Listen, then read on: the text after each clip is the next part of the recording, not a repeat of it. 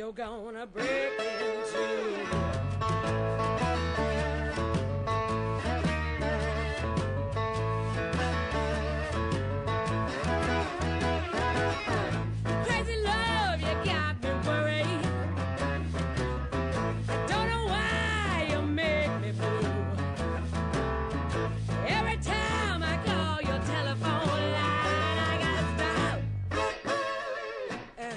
Up on you.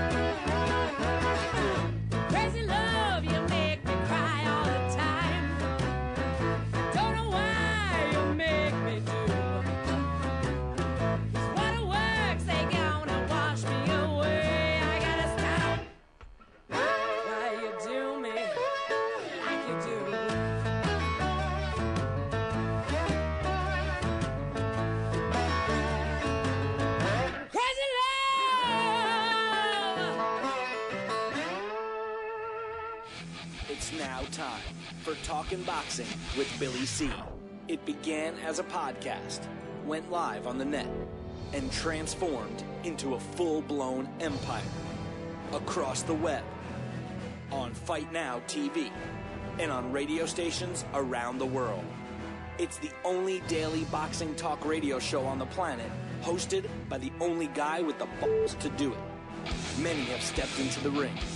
Many have tried to take the belt. And one by one, they've fallen. Another victim of the undisputed heavyweight champion of boxing talk radio. Talkin' Boxing with Billy C. is on now. My style is impetuous, my defense is impregnable, and I'm just ferocious. I want your heart.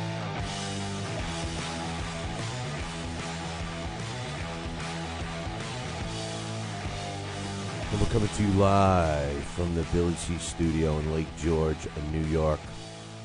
I'm Bill Calogero, and it's time for Talkin' Boxing with Billy C. Good morning, good day, good evening, whenever you're listening. Hope you're doing all right. Got a busy show scheduled for you today, as we always do. But first and foremost, got to take care of some things, like the show's being brought to you in part by CAT's nationwide luxury transportation service. If you need a limousine and you're someplace in the United States of America, well, then you need to give my girl, that's right, just remember, she's my girl, Cat a call, 202-351-7496. That's 202-351-7496. Cat's nationwide luxury transportation service is the official limo service of the BillyCBoxing Hall of Fame get-together, which is taking place November 16th, 17th, and 18th in South Glens Falls, New York. Make your plans now. Visit our website, www.BillyCBoxing.com, and click one of the BillyCBoxing Hall of Fame banners. Or you can also check us out on Facebook or Twitter. Follow us on Twitter. We're really improving on Twitter and Facebook. So we're finally getting up into the new millennium, I guess. But anyway, check us out, follow us, all that happy stuff. But don't forget to give Kat a call, 202-351-7496. I know she does a great job. I know she's gorgeous, but she's my girl. 202-351-7496. The show's also being brought to you in part by Campanaro and Tomkovich. If you need a lawyer, use the ones that keep me out of trouble. Campanaro and Tomkovich, 845-221-4099. Tell them Billy C sent you, and tell them that I said I'm going to pick up the consultation fee. Hey, you just saved yourself a ton of money right there. 845-221-4099. And, of course, my friends over at the Halftime Bar and Grill, Route 9, South Glens Falls. Great food there, great people, big screen TVs everywhere. And there's always drink specials. Come on, man. Of course you're going to go to a place where you can get a special when you're having a couple of drinks. And the outdoor part of the facility is open, or will be open this weekend. So make sure you check it out. Call ahead if you want, 518-792-4869. That's 792-4869. Don't forget, generally, when they have Friday night fights on ESPN, we are there giving away prizes. So show up at the Halftime Bar and Grill, Route 9, South Glens Falls, and talk boxing with me, watch the fights with me, and walk out of there with a prize. And if you're driving up from out of town, do yourself a favor. Pick up a hotel room. We can hook you up with some great deals and hang out, have some fun. I'll let you buy me scotches all night long. We can dance on the bar together. And then, you make sure you go get a nice rest before you get behind the wheel of a car.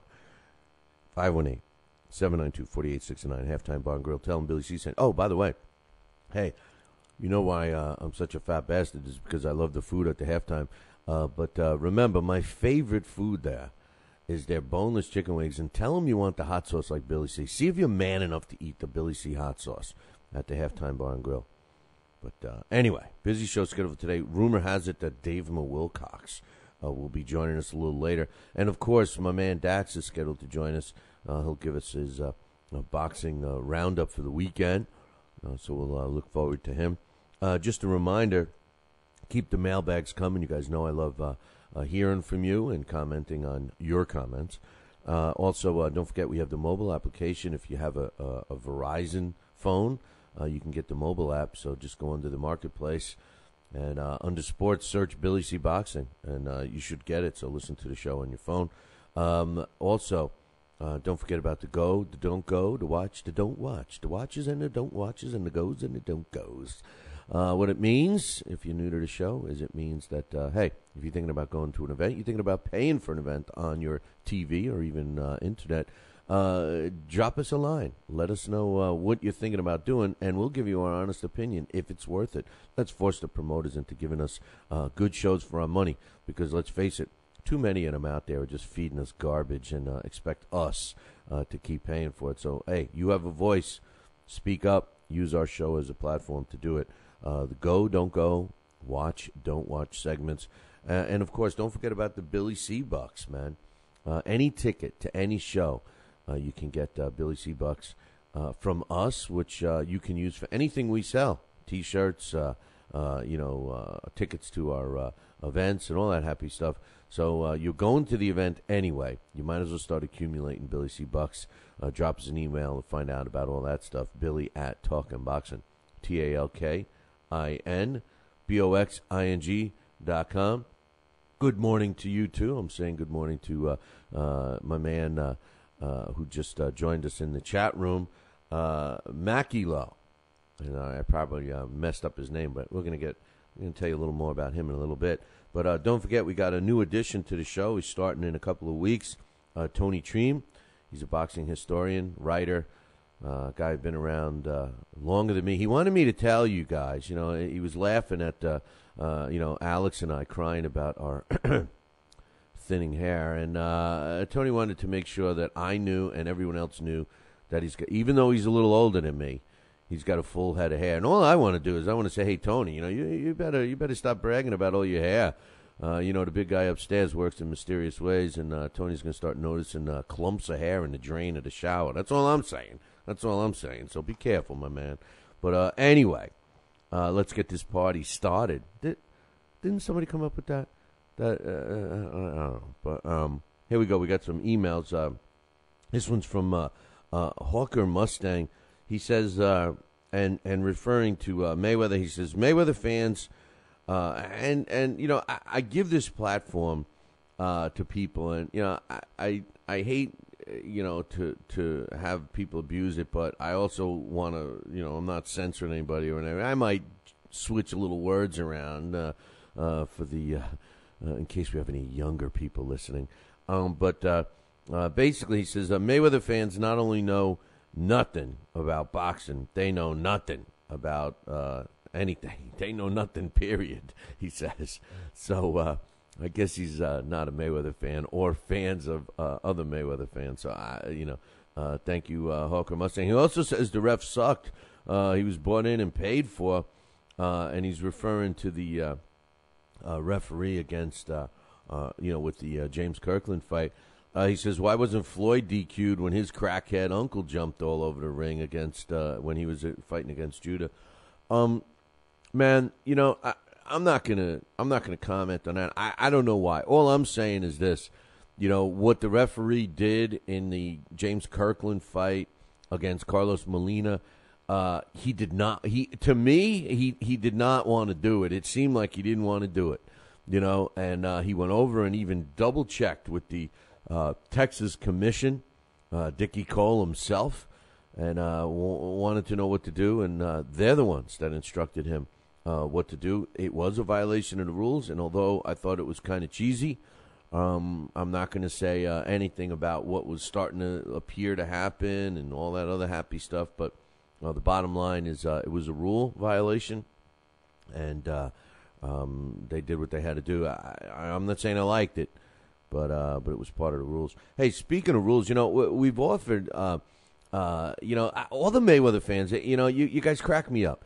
You come out of the woodwork, everybody praises this guy. It's like a cult following, and it's the same as Manny Pacquiao. I mean, I'm not saying just Floyd, but Manny's fans are the same.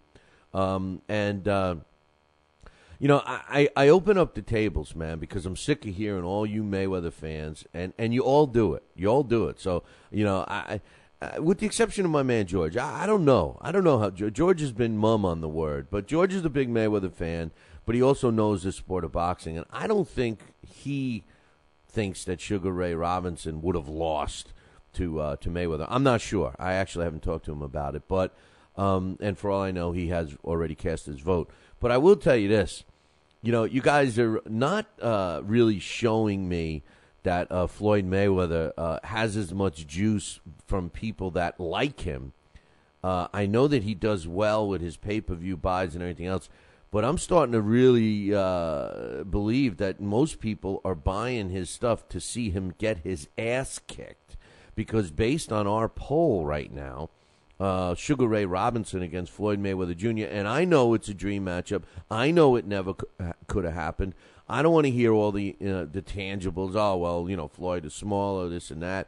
I don't want to hear it. It's a dream matchup. It's speculation. It's a fun thing to do. But the bottom line is, where are all the Mayweather fans?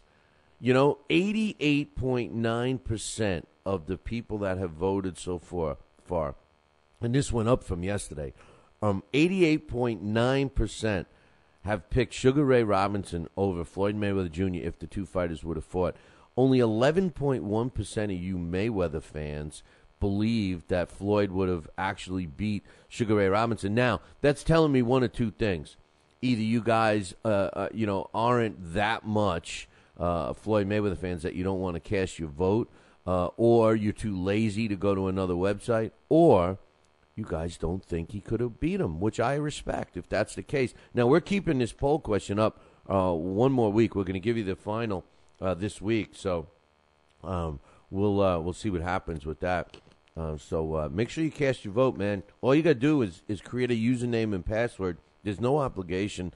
The reason why you have to do that is so you don't cheat and vote more than once. So make sure you do that, cast your vote, and do what you got to do.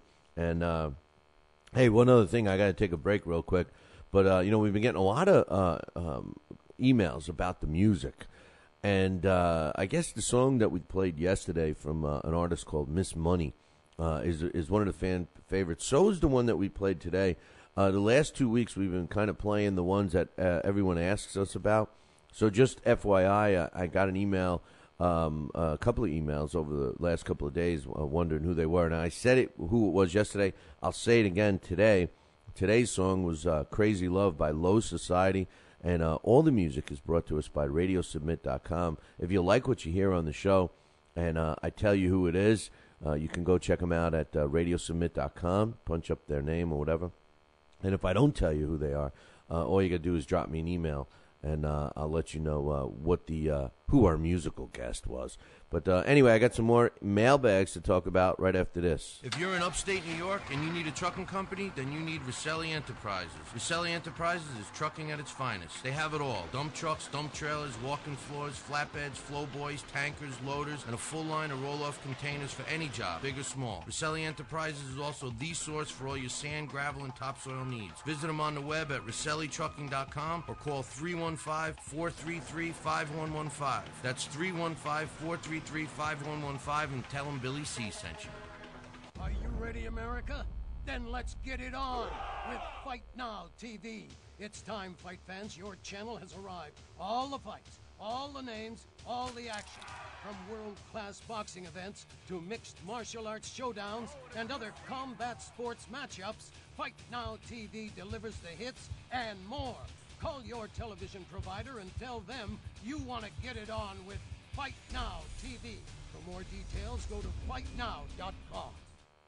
We've got a great matchup tonight. Fighting out of the left corner is the #1 ranked contender. No, he is not. I'm sorry, but who are you? I am the IBO computer. I am programmed to provide only fair and unbiased boxing rankings. This fighter is the #15 ranked contender. Fair and unbiased boxing rankings? That's a new concept. Actually, it is not. The IBO has provided unbiased computerized rankings for many years. Well, we've still got a great fight tonight, folks. In the left corner is the #15 ranked contender. The IBO, the champion of integrity. Learn more at IBOBoxing.com. Check out BillyCBoxing.com now, or feel the wrath of the mighty mustache. Oh, that hurts. Why are you doing that to my face? I hate you. I hate you. That's BillyCBoxing.com. Consider this your warning. As a young boy, all Billy C dreamed about was one day having his own catchphrase. And we're back. And we're back. One boy, one dream, one day, everyone will say. And we're back. And we're back. And we're back. And we're back. And we're back. And we're back. Catchphrase coming soon to a theater near you.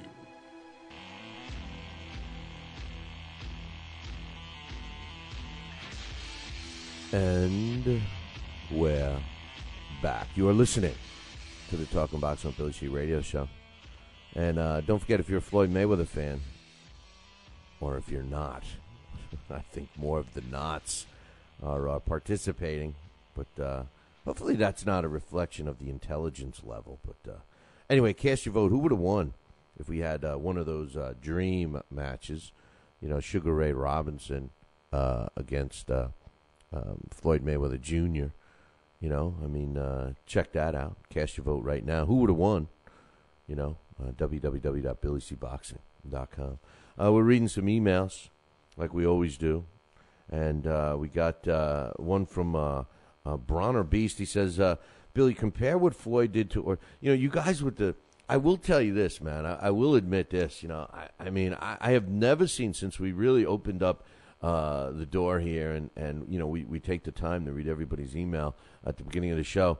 You know, I have never even, I never dreamed that there would be so much continuous talk about Floyd Mayweather Jr. and Manny Pacquiao. I mean, is that all that boxing has become? Is that, are you guys all just, you know, focused on just those two guys? I mean, you know, it's disheartening to hear this every day, because there are, believe it or not, there are some talented fighters out there. You know, it's just, it's a shame that you guys aren't talking about them. You know, we try to, you know, but anyway, Billy, compare what Floyd did to Ortiz to what he did to Henry.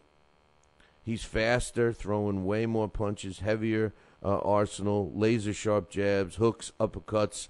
He was accurate. You know, he flat-footed. Then he starts running around, boxing on his back foot to show he still has his legs. I loved what I saw compared to what he did to Ortiz. He's also stronger, throwing all those punches at them, the different angles. Seems to have power. I see Cotto getting TKO'd. Now, I think what he's talking about maybe is the Henry Brussels, you know, the Henry Brussels fight. You know, that fight took place in 2005. actually on January 22nd, my birthday, in 2005. So it was quite a long time ago. I personally think, if that's what you're referring to, Broner, I personally think that Floyd is better today. But that's my opinion. He won by an 8th-round knockout over Brussels. Brussels was smaller coming up. That was a junior welterweight fight. Although Floyd was coming up, Brussels was coming up too. He was a smaller guy. Did not have the pedigree. I mean, this, in my opinion, that was the beginning of Floyd really handpicking some of his opponents. So correct me if I'm wrong, Brona, but was that the guy you were referring to? Because that's really the only Henry that he fought. So unless I'm totally missing the boat here on that one. EQX says one thing about your list: Floyd did not have access to the top-ranked roster. I guess he's referring to us when I was going through the fights yesterday. It's not that he didn't have access. He might have just not wanted to fight him because of something I'm going to tell you in a little bit. But good point there. And speaking about what I'm going to tell you, no day is complete without an email from my man, Given Quality, and he's upset. He says it's not correct that you said, and I didn't say it. It was an email from another listener that Floyd Mayweather Jr. ducked Margachito. He says I've already disproved this BS.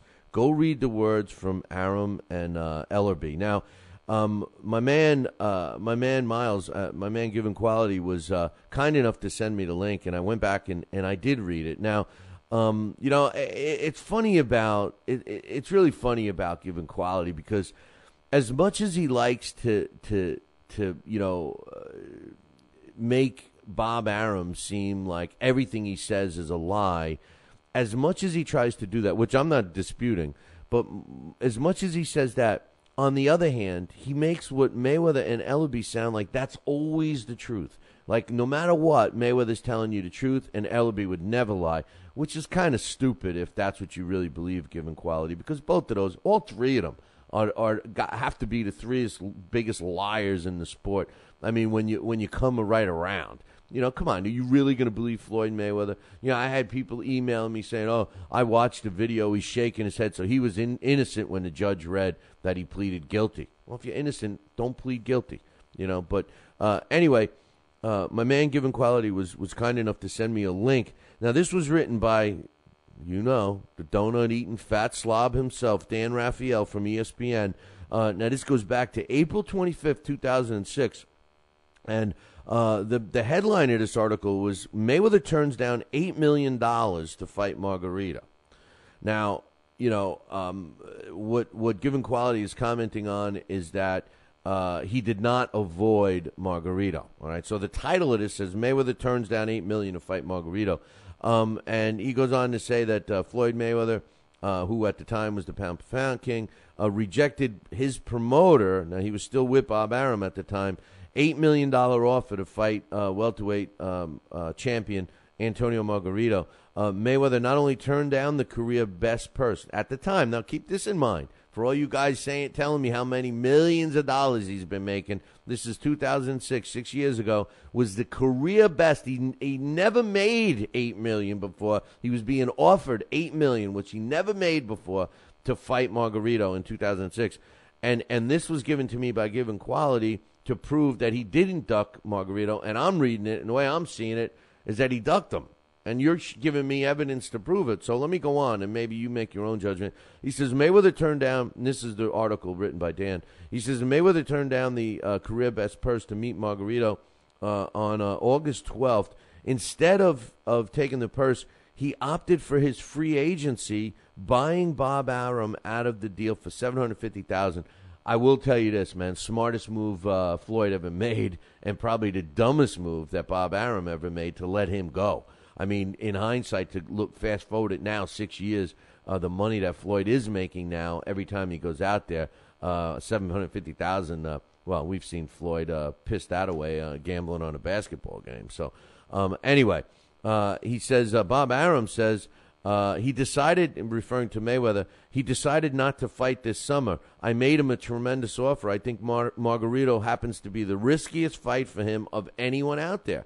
And we all agreed. We were all talking about that anyway, that at that time, Margarito was the riskiest fight for Mayweather, and Mayweather turns down the $8 million offer. Not because he was scared, because according to Leonard Ellerby, who Given Quality thinks that everything he says is fact, Ellerby says to ESPN that Mayweather passed on the fight not because he was ducking Margarito, but because he couldn't be ready in time to fight by August 12th, because he injured his hand during the April 8th fight against Zab Judah. And he said, and I quote, Floyd is not 100% healthy. He said he bruised his right hand. His hand isn't broken. It's bruised, but it's a bad bruise. He wants to go into a fight 100% healthy. If Antonio Margarito happens to be the best available option when he's healthy, so be it. We're not turning down Margarito. I want to make that crystal clear. When and if he's the best available option for Floyd's next fight, that's the direction we'll move in. Now, what a crock of BS that is. If he's in the right thing. I can't believe that Given Quality gave me this to try and substantiate and back up his claim that Mayweather did not duck Margarito. To me, that's ducking Margarito. Sorry. He already was the best. All the experts thought he was the best. And then Ellerby says he's not, or if he is, we'll decide.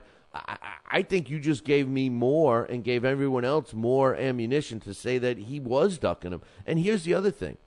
Forget his hand, whether it was bruised or broken.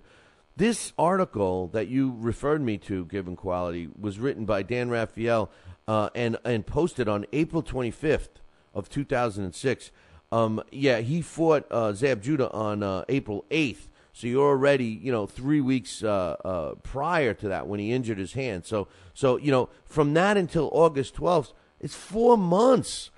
I mean, you're telling me that a bruised hand can't heal in 4 months and he can't be 100% ready? Listen, dude, I appreciate you being thorough, and I love you, man. I like hearing from you every single day, and I love to disagree with you, and I really like to agree with you, but I can't use this as proof that Mayweather did not duck Margarito. As a matter of fact, you might have sent me the wrong article, but this particular one, in my opinion, shows me that he did. But the only thing that this article shows me is that he made a very smart business move, Floyd did, by getting away from Bob Arum. He certainly has made a lot more than $8 million since 2006. But it's just ironic that the last 6 years that we're talking about yesterday, and this is a connection with Given Quality's email, the last 6 years that we're talking about and how I felt that Manny Pacquiao had the overall better level of opposition than Floyd has had, it certainly stands true that since Floyd in the last 6 years did not have a promoter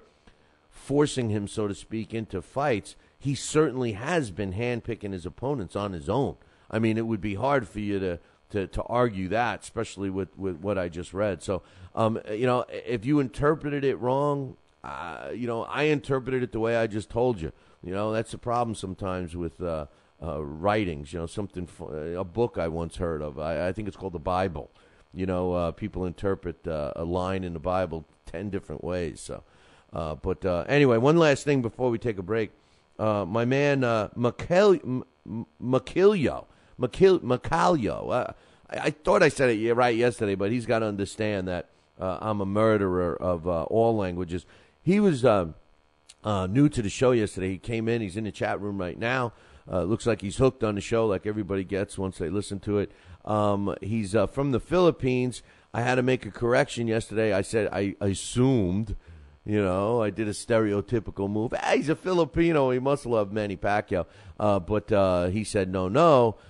His favorite fighter is Juan Manuel Marquez. But the reason why I'm bringing him up today is he came up with a really good idea, and we are going to do it. Our next poll question after Sugar Ray Robinson continues to beat the snot out of Floyd Mayweather Jr. Is going to be Julio Cesar Chavez Sr. Up against Manny Pacquiao. Who would have won in that dream matchup? So stay tuned for that poll question, and that's courtesy of Macilio. So he also wanted to give us some breaking news out of the Philippines this morning. He says, now remember, they're ahead of us. So, it's early in the morning here on the East Coast in the States. He's around 6 o'clock at night right now. He said this morning out of the news, update on Manny Pacquiao. You're hearing it here first in the U.S.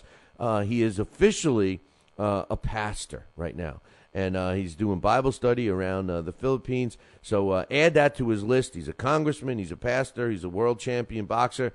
And he's, in my opinion, he's number one. That's right, number one, pound for pound. Sorry, Floyd. Are you ready, America? Then let's get it on with Fight Now TV. It's time, fight fans. Your channel has arrived. All the fights, all the names, all the action. From world-class boxing events to mixed martial arts showdowns and other combat sports matchups, Fight Now TV delivers the hits and more. Call your television provider and tell them you want to get it on with Fight Now TV. For more details, go to fightnow.com. Broadcasting in all corners of the globe, on the web and radio. He would scoff at a stretcher, that man, I would think.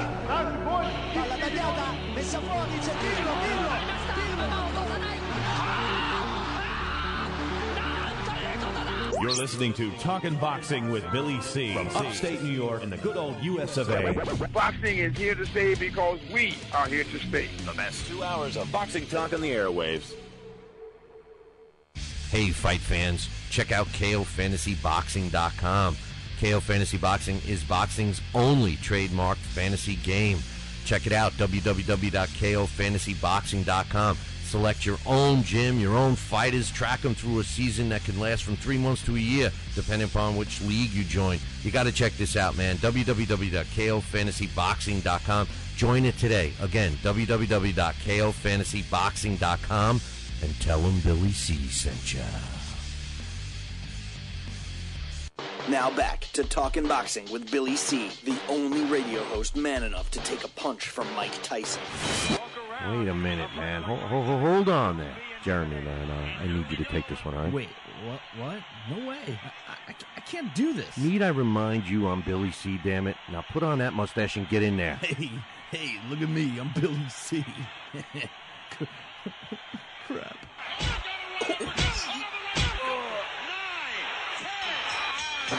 The undisputed heavyweight champion of Boxing Talk Radio. It's Talkin' Boxing with Billy C. Test 1 2. Test 1 2. My fellow Americans, good evening. Welcome back to Talkin' Boxing with Billy C. It's great to be here discussing the sweet science with everybody. I love boxing. I love talking boxing. It's what I do. Bill. Wait, what? Bill. Why are you interrupting me? What? Wrong. What's wrong, the problem? Billy C. I did not have... We're gonna have to ask you. Wrong speech. What do you mean wrong, Billy C? What's going on here? Fine, I'll go. I just wanted to talk some boxing on TPSradio.net. That's all I wanted to do. I don't need your damn show. I'll get my own talking wrestling with the other Billy C. Yeah, that sounds good. I've always been a Hulkamaniac anyway. Broadcasting live, brother. Welcome back to Talking Boxing with Billy C. on the mighty TPSradio.net, brother. What you gonna do, brother? Yo, thanks, Hulk. Yo, this is Rocky here. You're listening to the Talk About for the Billy C Radio Show. That's right. You are. And we're back. Oh, yeah. That's right. I guess it. And we're back. You are listening to the Talking Boxing with Billy C Radio Show. And you're watching it on the Fight Now television channel. That's right. And if you don't have Fight Now on your sports channel lineup, then what the hell are you waiting for, man? Call your local television provider right now and tell them that you want the Fight Now channel added to your sports channel lineup. It's that simple. Pick up the phone and call them. I want to welcome the Fight Now audience just joining us like they do every day, Monday through Friday, from 6 to 7:30 a.m. Almost forgot when they come in, when they join us. But get you guys caught up. Well, you're always showing up late. The Fight Now audience is always showing up late, so they miss all the fun. They miss all the reindeer games with the emails and stuff. But you're not going to miss this. I'm getting a little sick of the Wanma thing. I meant to talk about this yesterday, but we didn't get we didn't get to have the time. We didn't get the time to do it. But, he admitted that he's got no evidence, right? Again, they prop him up, and he goes in there. He says, I have no evidence that Ramirez and his son are gamblers, okay? I'm sorry. He also is going in front of the Puerto Rican Boxing Commission and saying, listen, I hope that you guys consider this is my way of life. This is the way I make a living. And all of this stuff, I apologize. I've told the truth. I've asked for forgiveness to Ramirez. I've apologized to my country. I've already underwent medical tests. I will do more. I will do whatever I need to do to put this behind me. And this guy Ramirez is just like, it's not good enough. It's not good enough for us. And PR Best Boxing, which is one of the promoters involved, he's like, well, we're gonna have him film an apology, and we're gonna put it on YouTube. We're gonna give it to Showtime. They're gonna air it and all this stuff. How much more are we gonna drag this kid through the mire, man? I mean, first of all, Ramirez, shut the F up. You know what? You probably are a gambler just like everybody else. And I'm so sick of this. I mean, what do you want this kid to do? First of all, if anybody should be stepping up and taking some blame, it should be that scum. Jim Gray, and yeah, he is one of the worst pieces of garbage on the planet, And the thing is this, the kid, he gets knocked out. We all know, anybody that knows anything about boxing, anybody, and even if you're just a marginal fan, even if you're just a fan that flips through the channels and they come across boxing and they happen to see something and you start watching it and you don't know a left hook from a fish hook, you got to understand that when a human being gets his head knocked, somebody nails him in the head so hard that they are knocked unconscious or they're knocked off their feet and they can't function, they can't get their legs to work, they can't get their hands to work, they can't say a sentence. You don't think that it takes time for your head to get your marbles back in order, and you're throwing a microphone in front of a guy and you're asking him his thoughts on a fight. If you don't think that Showtime should be held responsible for that, specifically Jim Gray, since he and like it was pointed out to me by a listener, who the hell is he to be the censorer, the guy who censors who should and should not be on the network's interview, on a post-fight interview, like he didn't want anybody to hear the F-bombs from Chris Arreola, but yet it's okay to put a kid like Juanma Lopez, and trust me, I'm no huge fan of Juanma Lopez, so I'm not the new president of the Juanma fan club or any other crazy BS like that. I'm just sick of hearing guys like Ramirez, well, that's not enough. That's not good enough for me. I mean, come on, man. Come on. I think the kid has done enough. First of all, he was they're embarrassed in Puerto Rico. And this is a kid that's very proud of his heritage. So number one, you got him standing up in front of his country, apologizing, asking for forgiveness. That's number one. Number two, he was knocked out not once but twice by the same guy. A guy that was regarded as a pound-for-pound. Juanma Lopez was regarded as a pound-for-pound fighter. And all of a sudden, he's sunk deep into the abyss. He's obviously lost a lifetime of money. His ratings, his stature, all that stuff is dropping down. I mean, all of these things. And Ramirez has the balls to keep refusing these apologies. I've lost count. I know of at least 3 specific apologies that were scheduled and that were put on cameras and people recorded and we see him in the press. And this still isn't good enough for Ramirez. I say Ramirez is a piece of garbage, too. Him and Jim Gray should get their own shows together because that's BS. You know what? It's time that we say, stop trying to make an example of one fighter. The sport has a lot more negativity around it than Juanma calling Ramirez a gambler. All right? I mean, come on. Is it that bad? Is the guy trying to hide something that bad? Maybe he's got some tax issues. Maybe Ramirez has some other things in his closet that he doesn't want to be brought out. Maybe Juanma did have some substance behind it. Maybe he did hear something. I don't know. But you know what? The kid has apologized more than enough, in my opinion. It's time to leave him the F alone. That's just my opinion. The WBO, they're having their convention, which cracks me up. All of these sanctioning bodies with their conventions. Every time I hear the word convention, I think like a plumbers convention in Las Vegas where they got all the call girls hanging out. with guys like me that want all the young, beautiful girls oohing and ahhing over me. You know, that's what I think about when I think of conventions. And the WBO has picked Florida for their convention. This might be the first chance that I get to go to a convention. It's in Hollywood, Florida. So, hey, we'll have to wait and see. But that's taking place this fall, I guess, in October 22nd through the 26th. Great time to be in Florida. This Saturday night is another good card at the Paramount Theater in Huntington, Long Island.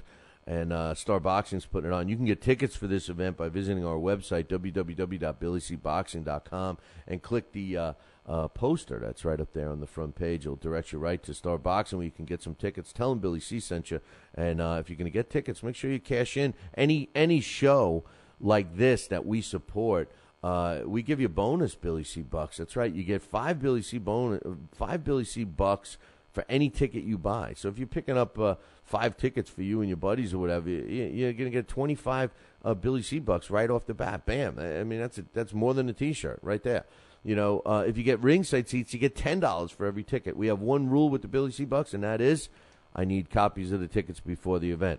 Copies of the tickets before the event. You can fax them or email. Email Billy at talkinboxing, TalkinBoxing.com, or fax 845-314-9612. And in addition to the main event, which is Chris Algieri, who's doing a pretty good job of selling out this place every time he goes in there.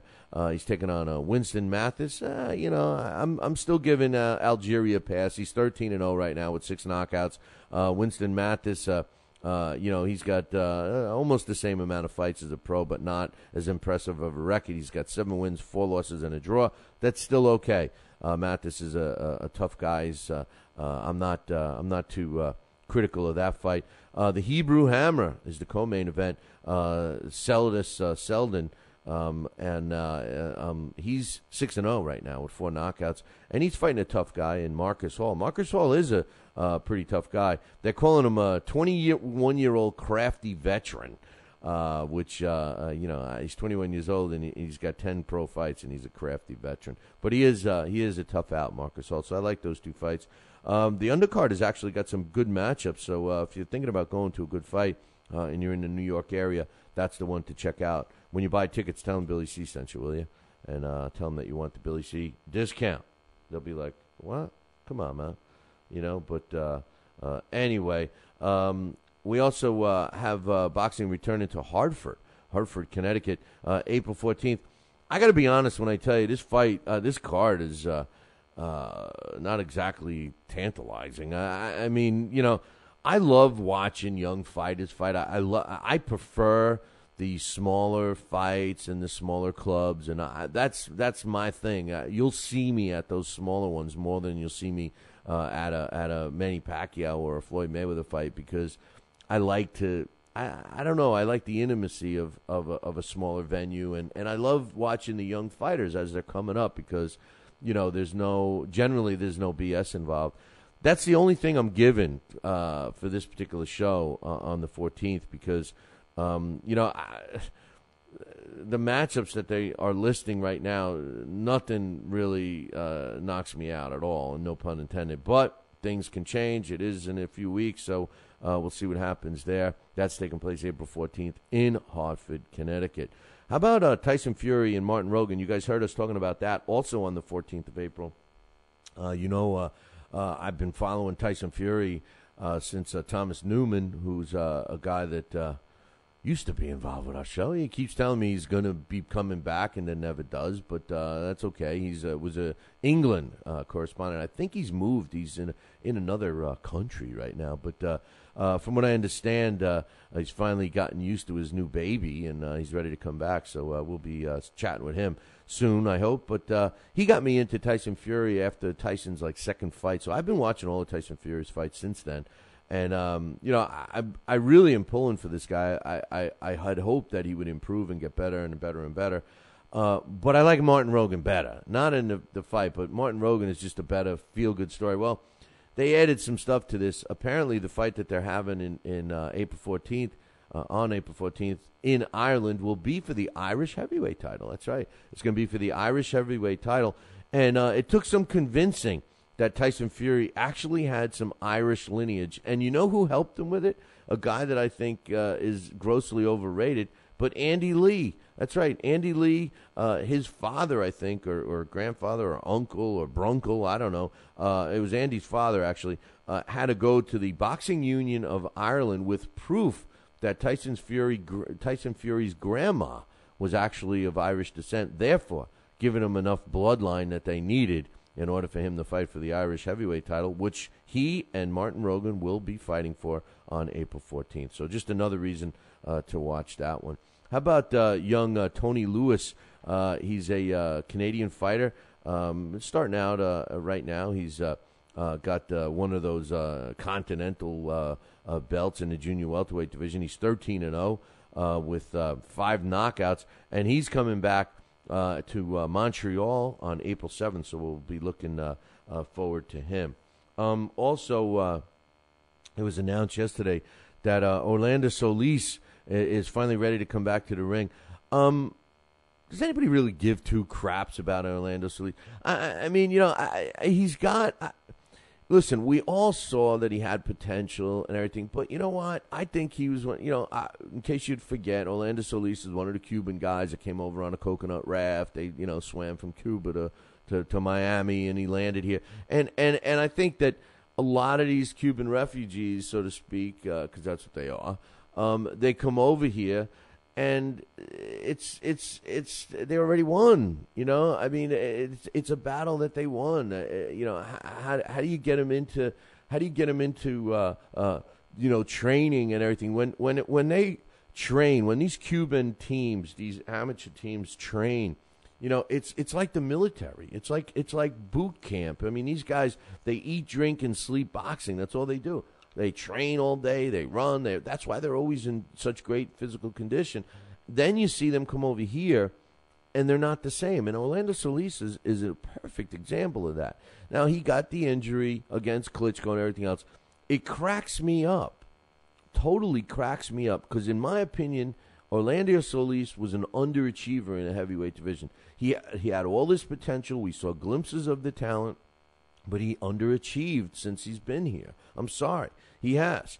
And his promoter, Onar Ahmet Onar, who's a guy that's you know, more infamous than Joe Santoliquito in the boxing world. It's a guy that claims that his main goal is to get back in the ring with Klitschko. He's also the same guy that says everyone that watched that first round of the fight knew that we were winning and that we were going to knock out Klitschko. What the hell fight was he watching, man? You know, I watched that one round over and over and over, and I heard other people. I heard people I respect say, "Oh yeah, I thought Solis won that first round." I don't see it, man. You watch that first round. You tell me that Solis won that first round. To me, it was a pretty close round because there wasn't that many punches thrown. But if you're going to lean to anybody, I lean towards Klitschko. Klitschko landed jabs on him and landed a couple of shots. Orlando Solis didn't do anything. He lunged forward a couple of times. He didn't land anything. You know, I don't know that Solis is the best opponent for Klitschko. Come on, man. Come on. I do know that he's going to be coming back, and he's going to be fighting some slug. So he's scheduled to come back on May 19th against the slug. And then after he beats the slug, they'll be crying that they deserve a world title shot. Please. North Dakota. You know, I was just talking to my man John from LDL TV about this specific location, the Four Bears Casino in North Dakota. Now, I've been there. It's different. Beautiful landscape. It's very beautiful. The thing that I think it's different is you have no choice. Once you get to the Four Bears, you're there. There's nothing else there. The closest town, it's called Newtown, and it's about 6 miles outside of the casino. And it's got like a hardware store, a gas station, a bank, a liquor store, of course, which incidentally is open with a drive-through. It's pretty cool. And a grocery store, unless I said that already. That's it. That's the town. And, once you're there, you're trapped at this casino, and the food wasn't that great. I mean, the accommodations weren't that great. And oh, by the way, they told us not to leave the grounds because the mountain lions were attacking humans and stuff. And I was like, I want to make sure I come back there. But they're having some fights, as a matter of fact, this weekend. And speaking of heavyweights, George Foreman numero tres, they call him George Monk Foreman. He's the co-featured event on this card. Now, he's already 15-0 with 14 knockouts. But, I don't put any value in that because he's fighting guys just like he's fighting this weekend. Ryan Shea is 5 wins and 13 losses. Now, how do you brag about being 15-0 with 14 knockouts when Ryan Shea is one of the toughest opponents you've faced in 15 fights? It comes a time when you gotta tell these fighters that the fighters have to start stepping up their level of opposition when they get into double digits. All right, I mean, we could give them a pass up until they get 10 wins. When they're 10-0, come on, man. You got to start fighting guys with at least 500 records or one fight over 500. These losing totally upside down records, they're not proving anything to me. And if a sanctioning body has the balls to promote a guy like George Monk Foreman into their rankings for fighting guys like Ryan Shea, come on, man. How can we put any value in their belts? I'm sorry. The main event, Sean Hawk, who they're saying is from New Jersey. I didn't know Sean Hawk was from New Jersey. Sean Hawk was actually he lived on the reservation that was in North Dakota. The Four Bears is a reservation. It's a casino owned by a reservation, a Native American reservation. I forget which tribe it is, but he lived there. So what are they saying? He's from New Jersey, man. Did he relocate to Jersey? I don't know. But he's the main event, and he's going to be taking on Henry Buchanan, which I thought was from New Jersey, and they're saying he's from Maryland. But that's a tough fight for Sean Hawk. Sean Hawk is, been coddled, and Henry Sugarpoo Buchanan is going to be a tough fight. So that's the main event. That's taking place this weekend. Speaking of Canadian fighters, which I was a few minutes ago, Phil the Italian sensation Lo Greco. No, he's not Canadian, but he was supposed to fight in Canada recently and backed out of that fight. Well, Golden Boy has picked him up and signed him. They're their new promoter in addition to OP2000, which is OPI, is an Italian-based promoter. And Lo Greco said, I'm looking forward to fighting the best. First, he says, this is the greatest moment of my career.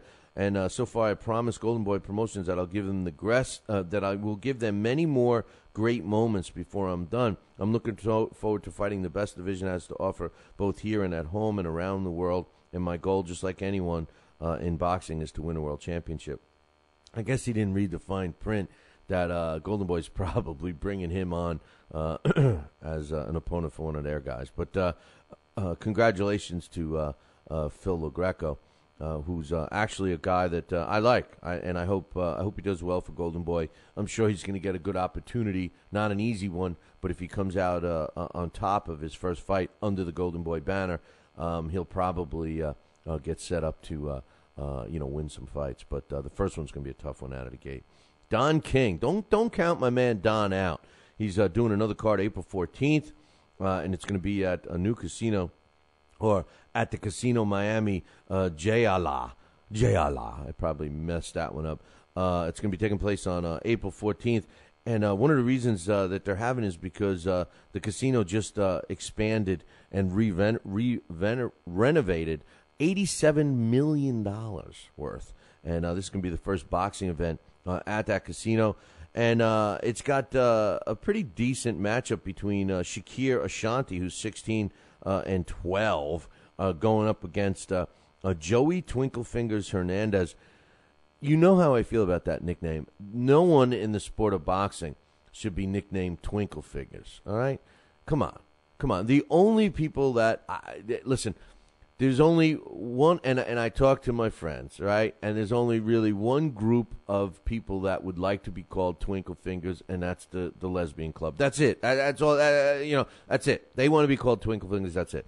But I don't think that I don't think that Joey Hernandez should be Twinkle Fingers. I know that the reason why is his mom called him because he's always twinkling his fingers. But come on, man, that's just not tough enough for boxing. The co-main event actually puts two guys up against each other that is going to be a much tougher fight than the main event, and that's going to be Marcus Oliveira, who's 22 wins, 1 loss, and a draw with 22 knockouts.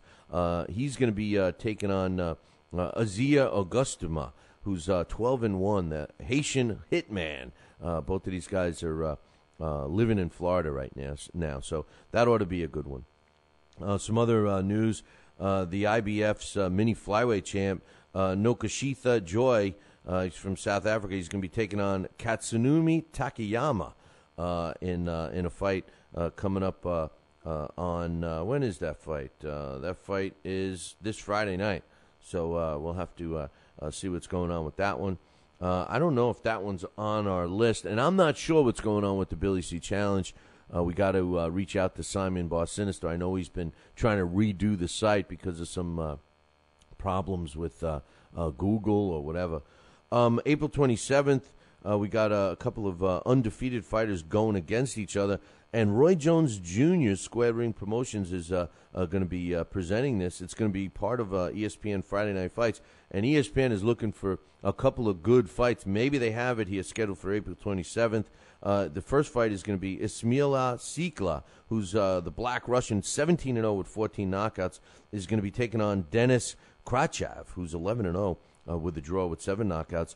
That's a good fight. And guess what? The co-main event is featherweight Javier Fortuna, 18-0 with 13 knockouts, taking on Yondale Evans, who's 16-0 with 12 knockouts. Two good fights on paper. Finally, we might get some decent matchups on ESPN. We've been desperately waiting for it. Now, I don't know about you guys, but I don't know if you're desperately waiting for, Corey Spinks and his rematch with Cornelius K9 Bundridge. But it was announced yesterday that they are having that fight, that Corey Spinks won his last fight, which was an elimination fight, which gives him the opportunity to fight K9 again. It will be taking place on June 23rd. One other fight that, I'm not going to mention that fight. I'm crossing that one off. I'm not going to mention that fight because can't stand the promoter, can't stand the venue, giving it no promotion. Michael Casitas versus Albert Mensah. That's going to be coming to us on ESPN, and that's going to be on April 13th. So we'll be looking forward to that one. And that's actually going to be a pretty good matchup, I think. It's going to be for a some title or whatever. But Mensah's 24 wins, 3 losses, and a draw. He's currently the IBF Junior Welterweight champ, and we'll see what happens with this one. Michael Casitas is trying to get another world title, and we will see what happens with that. It's going to be on ESPN. And it's going to be taking place April 13th, so that'll be a good one. I think they're off. I think there is no ESPN card next week, so that kind of sucks. And one last thing I'm going to mention before we take a break and then go to we're scheduled to have Dax Khan come on. Is Box Nation? It's that thing out in England, and my man Kieran, one of our UK correspondents, sent me some info. It's on Sky Channel 456 and 546. Just to keep you on your toes, they mix up the same numbers. They're unveiling a new boxing show. Man, I want to be in England, man. Somebody get me out to England or Vegas. I gotta be in the heart of boxing. And England, I've always said that Canada and England carries the sport on their backs. And this is just another indication of it. It's going to be called Box Academy, and it's a new monthly show. It's going to be taking place on Thursday nights. It's going to kick off on April 5th. And what they want to do is they want to showcase up-and-coming boxers that are all from the British scene. I love this, man. This is the kind of stuff. This is why everybody knows who the British boxers are, and we don't know who the American boxers are, because they get to see them on TV. They get to watch them grow and everything else. Congratulations to Box Nation. I love the fact that they're being so active in the sport, and I want to thank my man Kieran for getting us up to date on that one. But anyway, listen, I got to take a break, and when I come back, as soon as Dax gives me a minute or two here, we'll have Dax Khan on the line. We'll be right back. Talkin' Boxing with Billy C. now has official merchandise available on TalkinBoxing.com. T-shirts, sweatshirts, hoodies, and mugs. And yes, even undergarments. Talkin' Boxing apparel is the perfect gift for the boxing fan in your life. Log on to www.talkinboxing.com. That's TalkinBoxing.com and place your order today.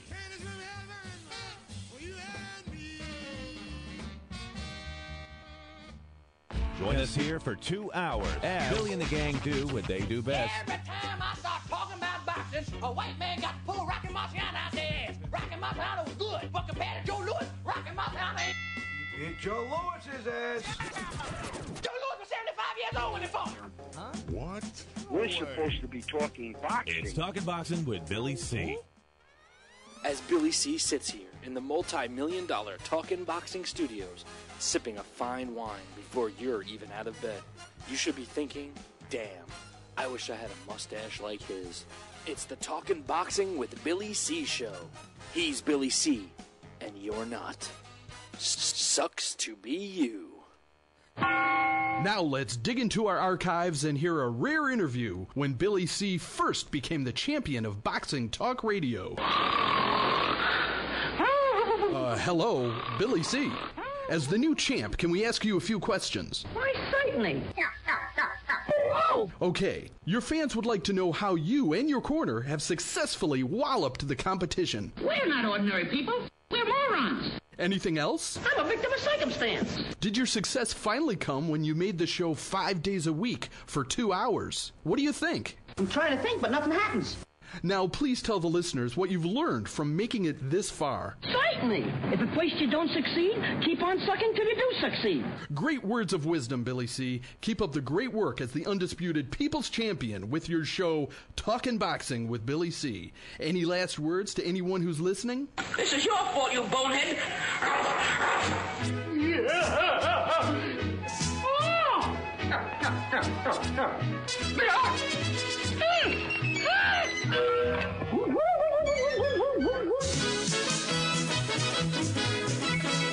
And we're back. You're listening to the Talking Boxing with Billy C radio show. You're watching us on the Fight Now television channel. And if you don't have Fight Now on your sports channel lineup, now's the time, man. I've been informed by the bigwigs up at Fight Now Central that you got to call your local television provider, whether it's cable or whether it's satellite dish, and tell them that you want it now. They're all waiting to get it on. And from what I understand, I got several emails yesterday. People are calling in, and you got the right track, man. You're on the right track. You got to call once a week. Give them a call once a week. I would prefer every day, but give them a call at least once a week. Where's Fight Now? I was going to say FN. Where's Fight Now? Where's Fight Now? Where's Fight Now? The more you ask, the more you'll get it. That's the way it is. For all the information about the channel, check out their website, www.fightnow.com. Speaking of now, joining us, Dax Khan. What's up, Dax? Hey, good morning. How is everybody? Not too bad, not too bad. What's your thoughts on this? First of all, I'm a little pissed off about this whole thing with Wamba Lopez. I'm not a huge fan. I don't know if you were listening to the show during my little rant, but enough already. I mean, what does this guy got to do, man? I mean, I think Ramirez is carrying it too far. What's your thoughts? I think the whole thing is brought out a little too far. Our own buddy there, Joe Santoliquito, who contributes to the show, he had written an article this week. There's a link on our Facebook page, or Talking Boxing Facebook page, for anybody who wants to check it out, where he brought up some very good points about waiving these post-KO interviews. And, yes, it's being brought a little bit too far. Somebody put yourself in this man's shoes, okay? On top of the emotions and the adrenaline that already runs through a person or through a fighter in the middle of a fight, sometimes they come out of their mouth not thinking about what they said, whether they're upset because of the loss, whether they're, juiced up and, hyper because of the win. That's one thing, on top of it. Now, picture, you just got your head rocked about 50 times from a guy, and everything is like, your head is in a bottle of soda pop. You're not thinking straight. You have all the other emotions going through you. He came out of his mouth wrong. Was it appropriate? No, he could have handled it a little better, but you know what? He wasn't in his right right frame of mind. If somebody falls on the floor, hits their head, gets knocked unconscious, you help wake them up and revive them, and they stand up and they start babbling something after they just came out of, being pretty much semi-unconscious, are you going to hold something against them? No, you're going to be like, wow, you really hit your head hard. You're out there babbling about, pink monkeys climbing up the wall. Same thing with the fighter. His head just got rocked like that. Understand it. Give it a break. Get rid of, the personal issues, personal feelings. If you want to give the kid a timeout, give him a timeout, 3-4 months. Let him come back. And, he's in the past, he's always shown to be a class act. This is just being taken beyond the professionalism. This is being turned into something personal. And, there's no room in boxing for that. No, I agree. I'm hearing something in the background. All of a sudden, it's not that bad. I don't know if you're hearing it. So so far we have a decent connection. But a lot. We've been talking a lot about the Kirkland fight and of course the whatchamacallit fight, the main fight from last week. But what we didn't get a chance to talk about too much was Zab Judah's performance against Vernon Paris, and I thought he looked good. I don't know if it was a case of the right opponent or what, but Zab Judah looked pretty good. What's your thoughts? I thought he looked great, but I long ago stopped getting excited about Zab Judah because Zab Judah has let me down so many times. But he did look good. I think part of it was a case of the right opponent. Vernon Paris had quite a tear, quite a run, especially in his last 4 or 5 fights. He looked really sensational, and he came out there, and I think Paris came into that fight. Matter of fact, our own Dave Murphy in the chat room had posted on our Facebook page on a comment that I had replied to a comment I had put on our Facebook page when I had posted up a video from YouTube of when Judah fought Mayweather, and in the beginning where he was just taking it to Mayweather, and put on a comment there about how he did last week. And Murphy said, you know what, Paris didn't do his homework, and Dave Murphy's absolutely 100% correct, because Vernon Paris came into that fight thinking about the Zab Judah that's going to break down. He's going to beat Zab Judah that looks old, the Zab Judah that was going to crumble as soon as he put some pressure on him, and it didn't work out that way. First of all, he came into Zab Judah in his hometown in Brooklyn. Zab Judah knows his marketability is on the slide, so he had to do something sensational if he wanted to remain a TV fighter or something relevant. So he came in there with a lot to lose. Not only career-wise, but self-respect-wise, and Judah came in there for the win. And Zab Judah, for the first half of a fight, is as dangerous as a fighter can get. And I think once Judah had him figured out, once Judah showed Paris that, he had something there, Paris didn't know what to do. He had no plan B, and Judah went to work. But I wouldn't get too excited about Judah, but it was a good win for him. If he can do that 2 or 3 more times, that'd be great. I could see him with another title belt. Yeah, I agree with you. I think he had the right opponent. And it makes me laugh about him, the whole New York and Brooklyn thing. First of all, it was the first time he's ever fought in Brooklyn. His whole career. He's been around 150 years. First time he's ever fought in Brooklyn. Second of all, they fought in a little mini venue. They want to make sure they could sell it out. He always brags about how many tickets he can sell in New York, and I don't think so, man. I really don't. I think he's got more marketability elsewhere, and not in New York. I think Vernon Paris, one of the listeners emailed us with a mailbag earlier in the week, and they said that they thought that Vernon Paris put too much emphasis on trying to get into Zab Judah's head. And my opinion about that is what a mistake, because one thing a fighter learns with time and with age is don't let other fighters get into your head. And Zab Judah, although he's got a history of flying off the handle, maybe that was Vernon Paris's mistake. He should have been concentrating on training and not getting in the head of Zab Judah. Yeah, exactly. That's as I was saying before. He went in there thinking about the Judah that was going to crumble, the Judah that was going to fold, but he put some pressure on him, self-destruct. Zab came in there saying to himself, listen, this is on TV. I got to look marketable. This is a big deal because if this takes off, I can headline on this event more often than not. I'm really not in that big a demand right now. I'm in front of my home crowd. I got to do something to look good. He came prepared. He came in ready, and Paris didn't have a plan B. Paris had a plan B. You know what? If anything, within the last 3 years, all these young fighters should know. These older fighters that look like they're on their way out, that look like they're on the slide, that look like, they're not going to be able to perform anywhere near the level they used to, all have. Look at all the guys, the young lion. Look what Hopkins did to Pavlik. Look what, the list can just go on about with all the, Mosley did to Margarito, within the last 3 or 4 years. Just look at all the, so these young guys coming in there just underestimating these older fighters and thinking, you know what, this is what they've been looking like lately, and these older fighters all got 1 or 2 good fights left in them. That's what happened to Vernon Paris. But again, like I said the last time I said about Zab Judah, don't get too excited because even in his best, Zab never seemed to put together a string of sensational performances. No, I liked him at one point, but hey, he looked good and he's going to get another shot. So now another guy that looked good on that same card was the kid, man, Bryant Jennings. When you look at the whole heavyweight picture, and of course, you can't anoint this guy yet. I mean, he had one high-profile fight against Freight Train last time out, and this time out he fought Sergey Lukaevich, who's no world beater, but still a huge jump in level of opposition. But I'm interested in this guy. He's like, I don't think he's got a chance with the top heavies out there, especially Klitschko, but he's brought some excitement to the heavyweight division, and he reminds me, I can't help but keep saying it, and I've said it 100 times, not that he's as good as he was or anything like that, but the style of darting in, darting out, landing some punches that are harder than people think, and then getting the hell out of harm's way. Just the way Michael Spinks fought when he became a heavyweight, I see some similarities with Jennings. What do you think? Kind of. The way he darts in and out like that sometimes, he's not as good, of course, but the way he darts in, kind of like a little bit of a bigger version of Jean Pascal. He comes in, he does his work, he goes out when he wants to, he stays out of danger. But as far as, I'm going to say this about the heavyweight division, he had a good win last week against Lajovic. Again, that was a good opponent for him to look good because, we all know that the White Wolf, as I said the last time I was on the show, has turned gray. But what the point we're at in the heavyweight division is kind of like this. We're going to have to settle for second best. And you know what? Sometimes second best ain't so bad.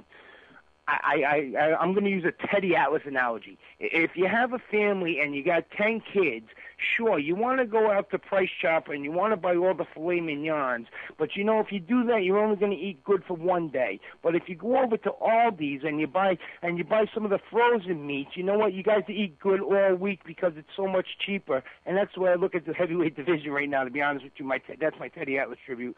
Is you know what? Right now, you're going to have to start looking for some of these lesser guys because until one of the Klitschko brothers really decline or they leave, we're not going to find anything exciting. So we've got to start looking towards the guys like Jennings and that to give us some excitement in the heavyweight division. And you know something? I think he's on the cusp of being rated in the top 10. As we spoke the other day over the telephone, this is the second time he's put in a good performance. He's beaten. Yeah, Lajovic is a little bit battle-worn, but still, Lajovic has been around for a while. He's been one of the top guys for a while, and definitely, at least he's the gatekeeper, and he beat the gatekeeper pretty soundly. So Jennings, yeah, that's a fighter everybody should keep their eye on. The funny thing is that he wasn't supposed to beat Lukaevich. Lukaevich was main event's boy, and they put him in to see who would win, and obviously they're going to move in Jennings' direction right now, and Lukaevich is going to have to go back to the drawing board if he even wants to go back to the drawing board. The funny thing about it is this. Where everybody's saying how the heavyweight division is the worst ever and all of this stuff, and I guess we could from it. well, no. The heavyweight division could very well be the worst we've ever seen it. But it's only because people don't give the Klitschkos credit for being that good. And my opinion is that even if you have the heavyweight division with a Klitschko and you make a fight against anyone against the Klitschko, that it may be a one-sided fight or Klitschko comes out on top. But you know what? If you put those other heavyweights against each other, the other ones that are in the top 15 of everybody's rankings, and you start forcing them to fight each other, I think we would be treated to some entertaining fights. I'm not saying it was a fight of the year candidate between Lukaevich and Jennings, but it was pretty entertaining. It was a fight that I preferred to watch. I had no interest in watching Nagy Aguilera against Tomas Adamek. I mean, I was bored to death with that fight, and I just would rather see these heavyweights fight each other. Even talking about Adamek and Nagy Aguilera, at least Adamek is fighting a guy that's got a good record and people have heard of. Most of these other heavyweights are just staying busy against slugs. Yeah, that's why, of course, I was joking around before with the little Teddy Atlas impersonation there, but Yeah, that's what I was saying about, you hit it right on the head, where, we have to stop expecting. It's almost like everybody complains about the Klitschko's. There's only the Klitschko's, and everybody complains about how they're boring. But, everybody looks for them to be the saviors of the division, to make everything, and all they do is complain about the Klitschko's. You hit it right, and the nail right on the head, Bill. You know what? Let's concentrate on these guys that are down a rung or two on the ladder. Let's make them fight each other, and, you'll get some exciting fights. As how many times have any of us gone to a show where, the main event was supposed to be good, but, it ended up being a stinker, but something, the undercards that we sat there and rolled our eyes at and be like, oh, yeah, whatever, if I got to sit through this, turned out to steal the show. No, So, maybe now we just got to start looking for these undercard heavyweight fighters, the lesser guys, as you said, towards the bottom of the top 15, and look for them for a little bit of excitement. And the heavyweight division, in my opinion, is not the worst it's ever been. Everybody look throughout history, look back, and you know what? You can find worse eras for the heavyweight division. When?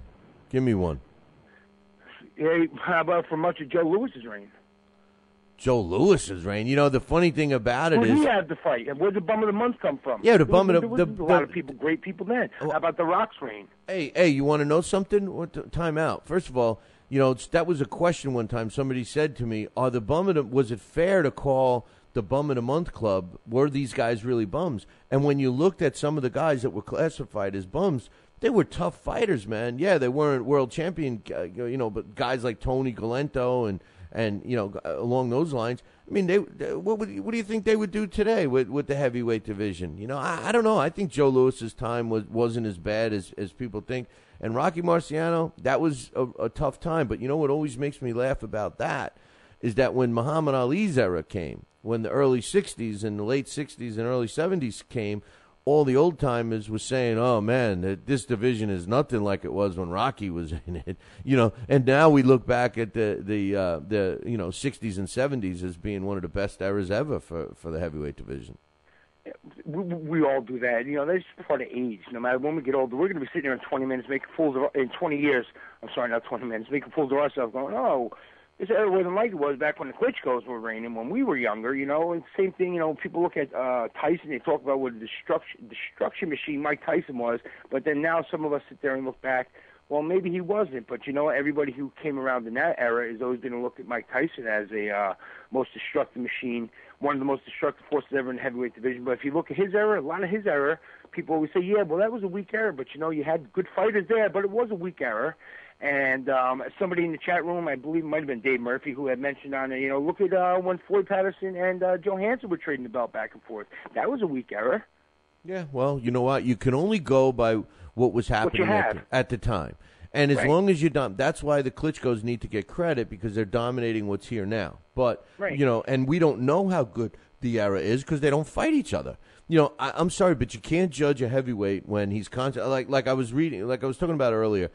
George Foreman's son wants to make a splash in a heavyweight division. He's already 15-0 with 14 knockouts against obscure opposition. I mean obscure. Guys with 3 and 15 records and stuff like that.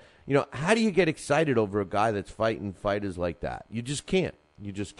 I got a question for you, and then we'll go into your roundup.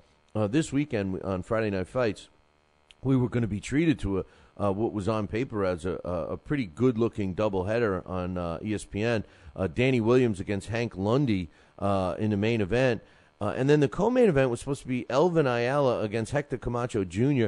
And I noticed as of yesterday, that's changed. Camacho backed out of the fight. It's now Elvin Ayala against Eric Mitchell out of Philly. What's your thoughts, man? Are you surprised that Camacho backed out? I don't think I am. I'm a little bit surprised.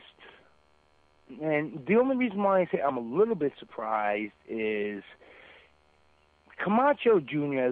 has been a big disappointment, as we all know. We thought maybe he would even have a slight bit of his father's shadow. And even though, Hector Sr. may not have been the greatest fighter, he sure was entertaining. And Jr. failed to live up to that in every way possible. He's never really beaten anybody of quality. I think he's, 32, 33 years old now. He really doesn't have any time left. He really has no marketability. This was actually, for him, at this stature in his career, this was a big fight.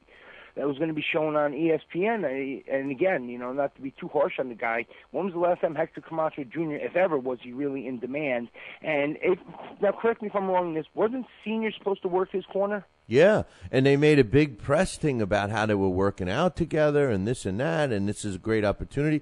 But I agree with everything you're saying about Junior. He's been an underachiever. He, too, has fought nobodies, and every time he stepped it up even a little bit, he's lost. And this fight against Elvin Ayala wasn't exactly a world beater. I thought it was going to be a good fight. I thought it was evenly matched.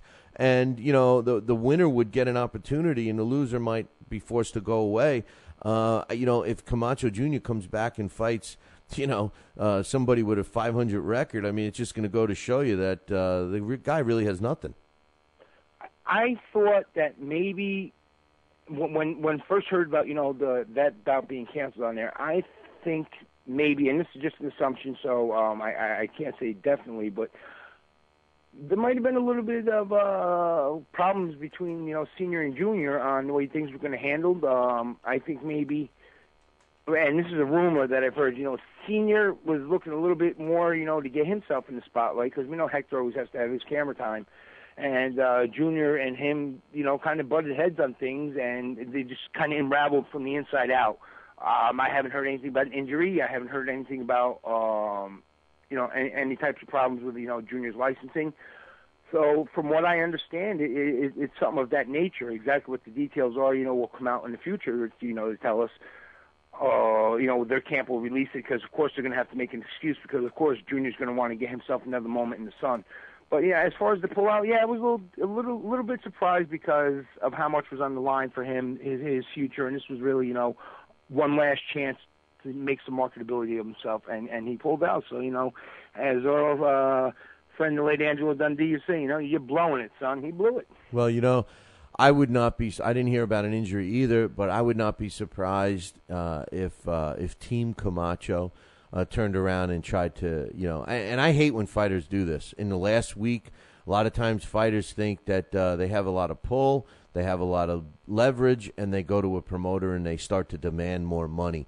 And I'll bet you that's what's going to come out as being the problem, that they tried to do that. And I applaud promoters that say F you and get somebody else. That's, as much as I always favor the fighter, the negotiation times before you sign the contract. You've heard me say that a million times, and I feel very strongly about that. Tell us what's going on this weekend and what should we be watching. All right, yeah, I'll tell you the roundup real quick. Not a lot, and then just want to talk about something real fast right after that. First off, as we were just speaking about the ESPN2 card Friday, Henry Hank Lundy is going to defend his NABF lightweight belt against Danny Williams. The Camacho card is, Hector Camacho's not on there, and that was going to be another, because of the reasons I mentioned, that was a big appeal for that card for me, just to see if he had anything left or if he was getting ready to go for good. He hasn't done much career-wise, but, the Lundy versus Williams fight should be a good fight. Saturday, in Baja, California, HC Boxing paired up with Samson Boxing Promotions, and they're going to air a card on Mexico Televisa. Top-rated bantamweight Hugo Ruiz will face unbeaten Yanfrez Pereiro with the WBA Interim World Bantamweight title on the line. Ladies WBC Super Flyweight Champion Ana Maria Torres defends against Maria Andrea Miranda. IBF Flyweight Ladies World Champion Ava Knight will defend her title against Hangfa Tor Buyamas, and WBC Silver Lightweight Champion Alejandro Sanabria is going to defend his belt against Balweg Bangoyan. I know I slaughtered that. I'm sorry. Billy told me how to pronounce that. It's an impressive lineup, something you don't want to miss if you are able to view that off of there. You can get yourself streamed on TV. Also in Mexico on the same night, Jorge Linares is going to return to action on Fox Espanol. He's going to face Sergio Thompson. Sergio's on a 7-fight win streak. Super middleweight prospect, 16-0, Marco Antonio Parabon will face Gerardo Diaz on that card as well. That event is going to be promoted by Golden Boy Productions and co-promoted by Cancun Boxing. And on U.S. Azteca America, Top Rank will host a card that's going to be aired out of San Antonio, Texas. Former middleweight king Kelly the Ghost Pavlik is scheduled to return against Aaron Jaco. Jaco's a guy with a 15-2 record. He's been stopped both losses. He has only 5 knockouts in the win column. This is nothing more than a bout for Pavlik to look good. Normally, I would totally ignore this, but with the way Kelly's been living his life, the way he's not been showing up for fights, everybody out there is questioning, what's going on with Kelly Pavlik? This is interesting just to see if Kelly Pavlik shows up. And if he does, what he looks like, what kind of shape he comes in, we'll know on the scale today, and how he looks even against a guy with a 15-2 record is going to let us know whether or not Kelly could come back, maybe make a return to the light heavyweight division, because that's what division this bout is going to take off in, or if Kelly's just going to end up running the Saturday meeting. Hi, my name is Kelly for the rest of his life. It's going to be real interesting. So anybody who's a big Pavlik fan and looking for maybe a little something to spice up the light heavyweight division, that's a fight you're going to want to watch. And also, prospect N.G. Garadovich will bring his 12-0 record against Francisco Leo. Janine is a fighter to keep your eye on as well, because he's an upcoming prospect. He's certainly one worth a look.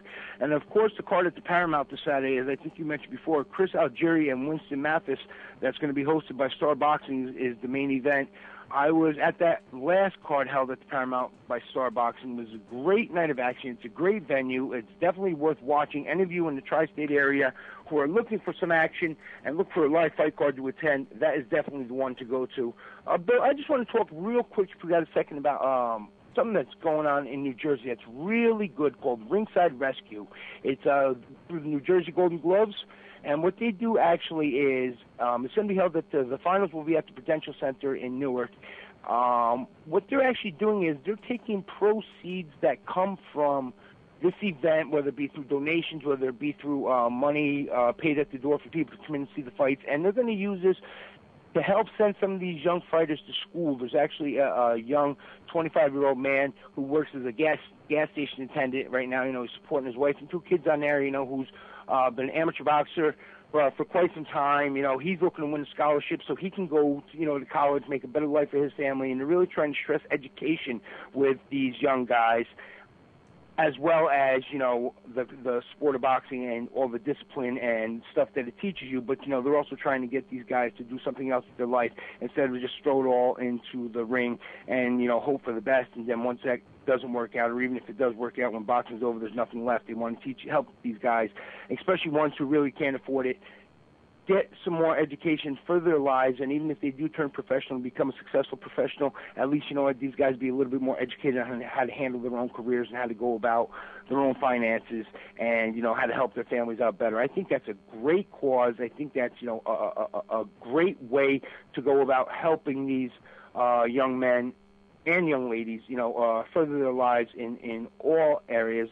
Anybody who is down in the New Jersey area next week, please do go next Saturday to the Prudential Center. Go out there and support these people, support the cause. And as I always say, and I'll say it once again, today's budding amateurs could be tomorrow's superstars. So hey, we may see some world champions over there. If anything, it's a good night of boxing. Those amateurs all put their heart into it. Support the amateur program. Come down and see them in New Jersey. Sounds good, my man. Well, and until next time, we hope to tweet with you, because everybody knows that Dax is our tweetheart. He's our tweetheart here on the Talking Boxing with Billy C show, and doing a great job at that. I gotta commend you on that one, brother. Really picking up the tweeters, the followers, or whatever the lingo. I'm trying to talk tweet language, but apparently I'm missing the boat a little bit. Yeah, I don't know. I just call it Twitter. Yeah. Somebody else does it there. Yeah, I just got to go on there and send a tweet. Yeah, there you go. There you go. Well, keep up the tweetheart work. I am uncomfortable with you calling me tweetheart. Yeah. Hey, as long as it's not coming from David Allen, I mean, at least I'm only kidding. We don't know what's going on with the guy that wears the At least dresses. I know David Allen's across the pond, and I have no worries. Well, you never know. The guy I live just a few towns away from you. So you never know about David Allen. He puts on his high heels and his dress. He might be knocking on your door soon. But anyway, Dax, I'll talk to you later, my friend. All right, I'll talk to you later. Everybody, have a great week. Talk to you next week, and hopefully next weekend I get to see some of you guys down in New Jersey at the fights. One last thing, make sure you guys do visit BillyCBoxing.com, check out Austin Carlene's latest, and make sure you click on the link for the Hall of Fame banner. Get all the updates of all the events that are coming up in November, and make sure you get your tickets now. Save money. Sounds good, my man. I'll talk to you soon. All right, bye. That's my man Dax Khan and you can check out his column up on BillyCBoxing.com as well. And between him and Austin and Amy and we got some new people coming on. It's become a beautiful thing. It's become a beautiful thing. But anyway, hey, listen. We got our new Filipino listener. He's hooked. He drank the Kool-Aid. He's listened to the show once, and he's back again today. He's in the chat room. I'm not going to give him that much credit. I mean, it's 6 o'clock at night in the Philippines, so it's not like he's really suffering. The rest of us are real early, but. Makilio, I think is how you pronounce his name. I'm a little jealous. I wish I was as lucky as him, but I want to give a shout out to his hot-looking girlfriend, May. It's her birthday today, so happy birthday, May. Happy birthday. Get rid of Makilio and give Billy C a call, will you? Talking Boxing with Billy C. Every week, 2 hours of the best boxing talk on the radio. Mike Tyson looked like he put on some pounds. He was fat. He went into McDonald's and he just said to them, hey, give me 6 of everything on the menu. He put on 2 watches and covered 2 time zones. I'm talking fat here. Got on a scale the other day and it said, come on, one of you guys got to get off. Last thing I heard is that he jumped into the ocean and he left a ring around the continent. He's fat. Boxing with Billy C. The 2012 Summer Olympic Games unfold in 5 months in London. The honor and the history of playing host goes back a long way. How long? That's next on Sports Shorts with me, the Sports Princess. This Your Family Today tip is brought to you by Stouffer's, helping bring your family together with wholesome dinner options, even on the busiest of nights. Find dinner table ideas to bring your family together at letsfixdinner.com. To get kids involved in dinnertime conversation, ask specific questions, not broad ones. Instead of what happened today at school, try what was the best thing that happened today. The more specific you are, the more they'll have to say. For more tips like these, visit us at parenthood.com/yourfamilytoday. Legend has it that the Olympics go back to Hercules, but let's leave Greek mythology out of it. The modern games opened in 1896. Since Athens couldn't afford to put them on, a businessman ponied up the coin. Pole vaulting, weightlifting, shot put, and swimming, few of the handful of events. Since those days, some of the original sports remain. Others come and go, depending on the whims of the International Olympic Committee. Australia, France, Germany, and China have hosted summer games, and this will be the 3rd time for London. As for the winter games, the U.S. has hosted them 4 times since they started in 1924 in France, featuring sports like alpine cross-country skiing, figure skating, and such. Between the summer and the winter games, there are hundreds of sports and thousands of athletes. You never know what city is going to get a crack at hosting next. I'm the Sports Princess with Sports Shorts. Now back to Talking Boxing with Billy C. He may not have an Excellence in Broadcasting award, but the night's still young. And he's got martinis. So you never know what may be by morning. It's Talking Boxing with Billy C. Talking Boxing with Billy C. The one, the only, Don King. Makes me feel good, Billy, to have you, the #1 show in the country, Talking Boxing with Billy. So I invite each and every American that's listening to this great show to tune in, because we want you to be there with Billy and me. Sweet Susie Q, she was a rebel. No angel wings, more like the devil. She was so hot, so cool and nasty. Believe it or not, here's what she asked me. If you need love with no condition, let's do it. And we're back. You're listening to the Talking Boxing with Billy C radio show, and you're watching us on the Fight Now television channel. And listen, man, if you don't have Fight Now on your sports channel lineup, now's the time to pick up the phone and call your local television provider and tell them that you want Fight Now right now. It's that simple. Call them, tell them you want the Fight Now channel added to your sports channel lineup, and you'll get it sooner than you think. Don't forget, every night is Fight Night on Fight Now, 10 p.m. Eastern Time. There's a new fight that's being shown. And you got to check out what's going to be on tonight by visiting their website, www.fightnow.com. Speaking of now, can't believe it. He's up and he's about and he's around. Dave Wilcox, all the way from California, joins us. What's up, Dave? Hey, good morning, Bill. Not only am I up, I've got my jammies on with the duckies on it. I've got my blankie, and I'm sitting in the man cave. I'm ready to rock. All right. I'm hopefully the ducky jammies are in support of the late great Bert Sugar. Because he used to. They are actually, and I'm not kidding you. I'm wearing ducky pajamas. Yeah, well, serious. He wore. The other day Dax was telling me that he's going to wear plaid pants for when he goes up to the Hall of Fame this year. And I said, listen, you got to have duckies on him because for the last several years, my man Bert Sugar used to wear these funky. He had a green pair, a yellow pair, and a red pair that all had ducks on them. Man, I don't know what was up with that. Can you enlighten us or what? No, I can't enlighten you, but it wasn't the ones you wore in June. Weren't they? Didn't they have horses on them? That's the blue ones. You had like little horses on there, look like the polo horses. You know, with those Frenchies play that game where they hit it with a hammer and all that. Hey, Dave, I said red ones, yellow ones, and green ones had the duckies on it. All right, so if the blue ones have the horses on it, I don't know, man. I don't know. I just was following the ducky line. That's it, the ducky line. No, but that was funny, Bert Sugar. That was a sad day because. You know, as boxing fans, he's the face of the fan. I mean, you know, when I first started watching boxing in like the, you know, mid to late '70s, and there's that goofy dude with the cigar and the hat and saying stupid things, and you know, that's kind of like me. I don't have the cigar or the hat, but I say a lot of stupid things, and I kind of, you know, when I got into writing about boxing or whatever, I kind of modeled myself after how he did it. You know, stupid references, jokes, and you know.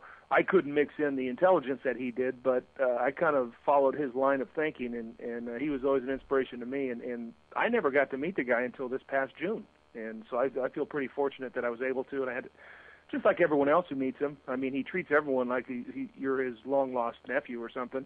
And I talked to him for quite a while on a few different occasions over the week, and he was nothing but great. And like I said, I'm so feel so fortunate I got to meet him and talk to him and share a couple drinks with him. And it was funny at the golf course at the barbecue thing, which he was there, of course. Him and I, we stood there and we exchanged stupid jokes. It was almost like a joke off. Who could tell the dumbest jokes? Of course, I lost by a mile, but man, I tried. Yeah, well, you know, it's funny. You know, when the first time I met him, the only thing I got past was the cigar and the scotch. I figured this guy's my hero right here, man. Give me a cigar. Let's have a couple of scotches, and we became friends. I've known him. The first time I met him was at a function for the Hall of Fame. It wasn't the Hall of Fame, the International Hall of Fame. It was a fundraiser. Imagine that. Ed Brophy wanting to raise money for that. But it was a fundraiser in Syracuse, and he was there, and it was actually the first time I met him in person, and what a character. And he's always been the same, and just like you said, you know, yes, he cracks the stupid jokes over and over and over, but he was always fun to be with, and surely missed by me and everyone else in the sport, and it's a shame. We lost an icon. I don't care what anybody says. He's definitely an icon, and he's going to be missed. I really didn't, you know, seeing him last year, honestly, I didn't realize that he was so sick. I thought he looked good, didn't you? Yeah, I thought he looked really good, and actually a couple months after is when it kind of came out that he was diagnosed. So I think it came quick, or you know, he diagnosed it quick, and the end came pretty quick. But he looked great last year. I mean, he was drinking, and I think it was Scotty earlier that in the week that mentioned that joke about I take Viagra so I don't leak in my shoes. I'm not kidding you, no exaggeration. I heard that joke about 8 times in June because he tells the same cycle of jokes. There's like 3 or 4 jokes that he tells over and over and over, and every single time he tells them, I laugh. You know, there was no doubt about it. He's sitting at the bar at the Graziano's, and for when he first walks in, he's by himself for about 2 minutes. It's almost like people are almost half wondering should they approach him, and then once one guy approaches him, then all of a sudden he's got a crowd around him, and he's holding court, and it's quite a sight to see. And like you said, it's a shame, but I got my Burt Sugar cigars that I got from him, so I got that going. Yeah, well, hey, man, he's at least we'll always remember him, and that's the key in life, I think, is keeping the memories alive. That's what we try to do with all these guys in boxing. I just wasn't ready to start talking about Burt Sugar in the past tense yet, so it came as a shock. It's a shame because he's one of the last of, I hate to get over dramatic about it, but he really is one of the last of like, I don't know how you say it, the old school writer kind of guys, because with the age of internet and, most of the boxing writers, no offense, because I'm in the same boat. I wouldn't be involved with boxing if it wasn't for internet, but most of the writers, they don't have a perspective, because they're all under the age of 25 or 28, and a lot of them, not all of them, but the majority of them, and there's not a whole lot of guys that have that perspective of 50 years of experience. After Burt Sugar passed, I appreciate Larry Merchant a little more than I did a week ago, because he does have that perspective. Sure, he kind of gets on our nerves a little bit here and there, but I'm kind of grasping onto his every word a little closer than I did a week ago. Well, the funny thing about it is I agree with you to a point, because Burt Sugar, to me, could very well have been one of the last of the knowledgeable writers that actually knows the sport inside and out. Today it seems like we have a lot of decent writers in terms of the quality of their of their words and how they put it together and how it's written. But I'm not so sure they know the sport. Like, my big example is a very big example in Dan Raphael. I mean, no, there's no bigger examples than him. But, you know, well, you know, in case you haven't noticed, he's a fat bastard. But the truth of the matter is that he's a very good writer. As a matter of fact, I think he's one of the best writers in terms of, you know, how everything is presented. But the man doesn't know the sport, and it's obvious when you read his stuff. Bert Sugar, on the other hand, knew the sport and could write, you know, and I think that's become a lost art in the business. But anyway. Yeah. I like Dan Raphael, what he does, but you're absolutely right. And that's kind of what I'm referring to with Sugar, that perspective, that knowledge, that reference, the ability to reference things that happened 40 years ago, or yeah. Well, so, I'm talking about page there, but then, you're. I'm talking about technical. Let me put on my brown nosing hat. You know, you're about as close as we're going to get to a guy that has the reference point anymore. You know. I know. I hate to. You know, people have used that exact connection with me, and I'm like saying, "Oh my God, you know, here's the guy that people have mentioned. You know, New York accent, the Scotch. You know, you're like Bert Sugar," and I'm like, nah, Bert's gonna be around forever. And all of a sudden, I'm like, ruh-roh.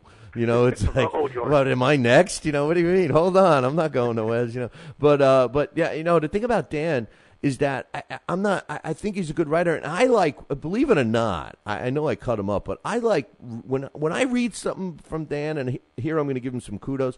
When I read something from Dan, I generally know it's true because Dan is very proficient at uncovering all the intricacies of a contract and the money and the dates and blah, blah, blah. They're all accurate, and I respect him for that. But during a write-up or something like that, he'll never get into the meat and potatoes of a fight. This guy landed a beautiful right hand, a right hook, a overhand right, an uppercut. He'll never get into that part of it because I don't think he knows. No, of course he doesn't. Yeah, I agree with you on there, and that's why Dan Raphael, I put him in a certain category. And as far as back to the style of Bert Sugar, I think the only guy out there now that has the guts to put a little comedy in there, some goofy references, and actually kind of writes along the lines of a Bert Sugar would be Steve Kim. I think he does that. He throws in quips and jokes, and I think that's good. You know, some of the stuffy older guys, like certain guys that have written a lot of books about Ali, you know, they're just too stuffy about things, and they look down on everybody and everything because, you know, they have their college degrees and they've written a book and, you know, they wear ties and stuff. But guys like Steve Kim, you know, I would much rather read him than anybody else. Yeah, I like having Steve on the show. He's funny. He's good, man. But, you know, yeah. he likes himself quite a bit, but he's good at what he does. Nah, you know what? I've heard people. Some people, they you know what I notice is people either love him or hate him. I've never had a problem with him. I happen to like him. So, but anyway, hey, let's talk a little bit about the two big fights that seem to be the topic of conversation right now. First and foremost, we've heard a lot about. Well, you know, before I get into that. I said at the beginning of the show, and the reason why I'm all of a sudden bringing it up is, well, because of you, Dave Ma. You know, we got that when you, you know, self-proclaimed that you were more Ma than Juan Ma. And I think that Juan Ma has done enough apologizing. I think it's time for Ramirez to accept his apology and leave this kid alone. What do you think? Yeah, I agree. I mean, I think Juan Ma's been an overhyped guy from the start anyways, but... yeah, that was a bad situation he was in, and you know, let's move on. I think people are making way too big a deal out of it. Yeah, no, I think it's time to let him go. I do. It just doesn't make sense to me. I mean, the guy, he got battered around, and I mean, watch it when that second fight was coming up. Did anyone really think it was going to go any different? I know I didn't. I'm pretty sure everyone predicted to go the same way, unless you're from Puerto Rico.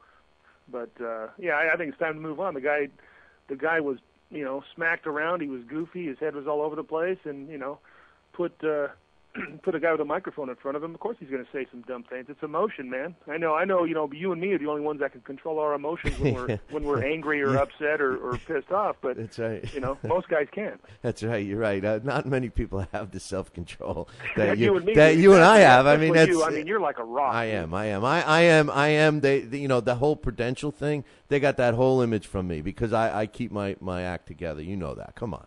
You know absolutely. You know that.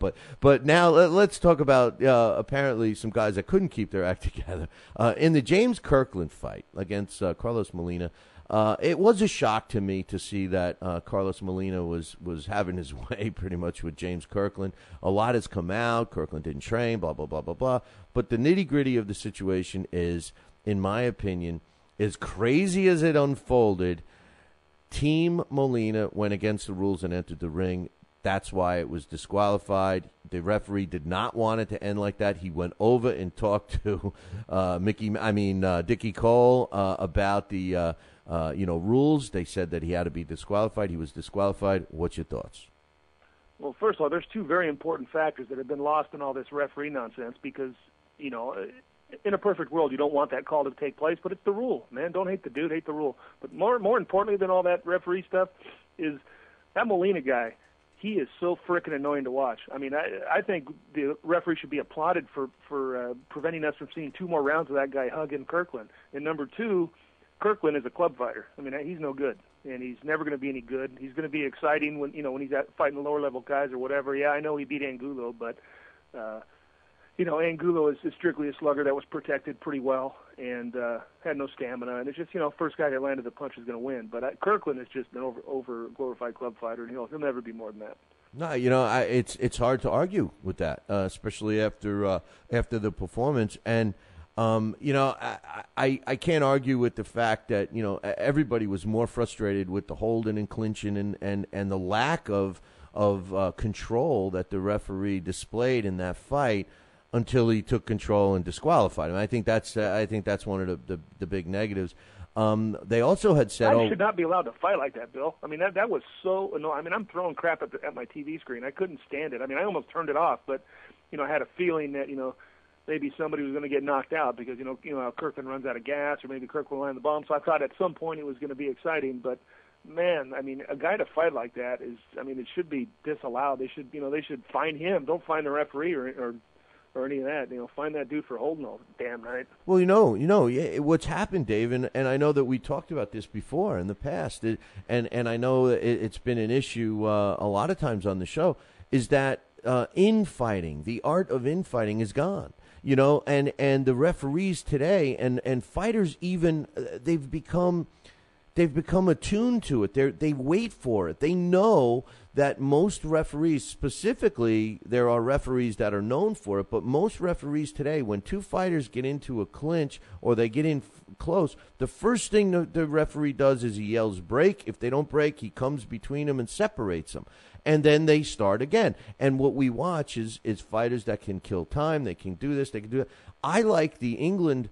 I love watching the English fights because a lot of times they make them fight out of it. Occasionally you'll see a handful of referees here in the States that will yell at them, fight out of it, punch your way out of it. That's what we need. We need more of that. I think if the referees allow that, some of the clinching and holding will go away. I just think that they're both waiting for the referee to stop. There was times when he was yelling at Kirkland for holding, and Molina had his arms locked behind him.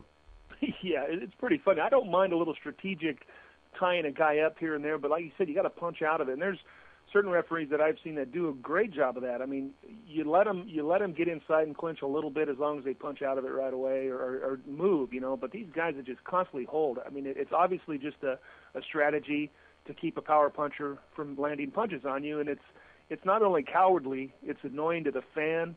It's embarrassing to the TV networks, and it shouldn't be allowed. I mean, they got to get, first of all, get these damn fights out of Texas. So these referees, they're like robots. I think they have a script before they even start the damn thing. But, they can't allow that. It's just horrible TV. I mean, it's just horrible. What? You don't like Lawrence Cole? You don't like... He actually did the best job of the night. What are you talking about, man? He looked like a superstar. He looked like freaking Arthur Mercanti Sr. compared to the other guy. Well, like Murphy is actually live in the chat room right now. He says hello, and he also Murphy, he also says Steve Smoger is probably one of the only guys left that lets him fight inside, and I agree. I've heard him say those words exactly. Fight your way out, man. With his little troll bomb. Outstanding. He's obviously universally known as the best guy, and he's earned that. So yeah, when you see him in the ring, you pretty much are assured nothing goofy's going to go on. I wish you were in the chat room. I'm hitting on the Filipino girls now, man. I got a connection, man. I got a new Filipino listener that's going to hook me up with a nice hottie Filipino. I love it. But what's his name? No. he's going to hook me up with the girl. See, I know what you're trying to get at, but no, that's David Allen that you're looking for. But how about the other fight, man? You know, Eric Morales. I know you loved Eric Morales. His time has come and gone. I think it's over for him. I predict one fight that's going to happen. I think he will fight one more time. And I do think it's going to be against Juan Manuel Marquez, and both of their farewell fights should take place at the end of this year. That's my prediction. First and foremost, what do you think of his performance against Danny Garcia? What do you think of Danny's performance? And then do you think Juan Manuel Marquez and Eric Morales will get it on? Well, first of all, in the fight, I really, really, really enjoyed watching that fight. You know, I'm kind of a nostalgic guy that, you know, I love watching the old guys or the champions, the old against new. I love that storyline, and it was fun for me to watch. I thought Morales did well. I mean, he obviously is, you know, what kept him in that fight was his craftiness and his ability to you know, land a punch here and there on Garcia. But Garcia's youth and his strength just overcame everything in the end. And I thought it was a fun fight to watch. I think Garcia is still not all the way there yet as far as, you know, he hasn't broken through as a superstar. He's going to need a couple more big wins, I think. But that sure is a great start to beat a legendary champion, Hall of Fame, going to be a Hall of Famer. And you know, I think it's time for Morales to go. I guess a fight with Marquez makes sense financially for him, but gosh, you know, if you look at their ages, Marquez is probably older than him, you know, in numbers, but not in fight years. I mean, Marquez is much further along than Morales as far as ability right now, and I don't think it's a smart fight for Morales. Maybe he needs the money. Maybe he'll have to take it. It'll definitely sell. That's for damn sure. But I just as soon not see Morales fight anymore. He's getting to that point where, you know, nothing good's going to happen from here on in because he's taking a lot more punches. He's landing fewer punches. And, you know, he's older, and he's a guy that's taken a lot of wear and tear. I mean, just think about all the fights he's had, all the tough fights, not just you know, 10-round decisions, but these wars with Barrera and Pacquiao. And I mean, he's had so many tough fights. It's going to catch up to him, and we might not see it now, but we're going to see it soon if he continues to fight. I just assume him wave goodbye, and we can all thank him and give him a pat on the back in Canastota. Yeah, no, he's definitely going to go there. He's definitely. I agree with your statement about comparing him and Juan Manuel Marquez. Marquez still looks like a fighter. He's in still good shape. He still can do multiple things in the ring. You know, Eric Morales, he'll stand there and he'll go toe to toe with you. He still does that well. He can take a punch. He can deliver a punch. He's got no movement. You know, he's pudgy. He looks pudgy in there. You know, I just.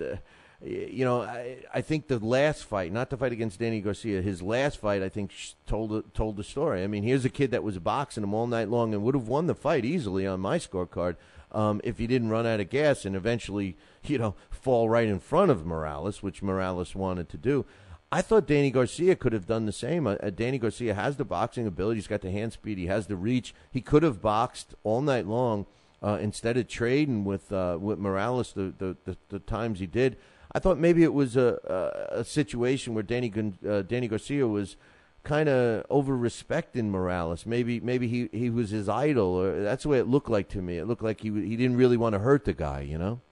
I don't know. I think he respected Morales' right hand a little bit, I'm sure. I mean, Garcia was busted up pretty good. He looked at his nose, and he was bleeding, and you know, Morales was able to land that right hand pretty easily, and I think that kind of slowed Danny down a little bit. And then once it got late in the fight, and Morales is, you know, just pot shot and throwing one at a time and slowing down, I think, you know, Danny picked up the pace. He used his youth and he came on. But I think it was a very gutty performance for Morales, you know, against a young gun like that. And make no mistake, Garcia's good. You know, he's a good fighter, and he's a young guy. You know, he's what you always talk about regarding young champions. You know, they're learning on the job. Well, that's Danny Garcia is our latest version of that. He's going to learn on the job, and he's going to get better, but time will tell on him. But it was just a good fight, and it would be a good way for Morales to say goodbye, because he's got nothing to be ashamed of there, and I don't want to see a great champion continue to take beatings, and he will take beatings, especially if he fights Marquez, because, yeah, he could still throw punches with a guy, but the problem is Morales throws one,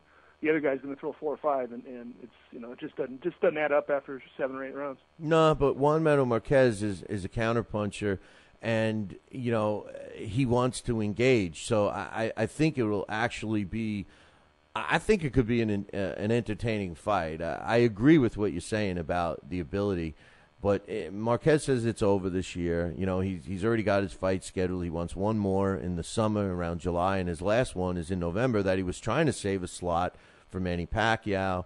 If that fight doesn't materialize, in my opinion, the next big money fight for him would be a farewell fight against Eric Morales. They should have it, in my opinion, they should have it in Mexico at one of those 100,000-seat outdoor arenas and cash in, man. Let them both go away.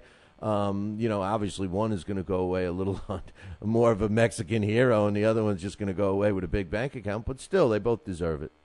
Yeah, the fight makes sense financially, and you're right. All those points are correct. It's going to sell. It's going to be a big fight. It'll be exciting while it lasts. I just don't think it's going to last as I don't think it's going to be quite up to the level of the wars that Morales has had in the past, just because of what we already discussed. But it'll certainly sell. So yeah, you know, I wouldn't dispute that. It'll most likely happen. And like you said, it's the only fight that I think Morales could probably get right now on a high level, because no one else is going to give him a high level fight. So in that respect, yeah, I'm sure we'll see it. Yeah, you know, Danny Garcia. One thing I want to add about Danny is that, you know, I agree with your analogy with him, and you know, now we're going to watch him develop. He's gotten a couple of wins that maybe he shouldn't have. I know Ashley Theophane, I thought beat him, and even Kendall Holt was in a close fight with Danny Garcia, and Garcia got both nods there. But the one thing I will give him credit for, not him but his team, he's been on the big stage since the day he turned pro. He's been on the undercards of all the biggest events,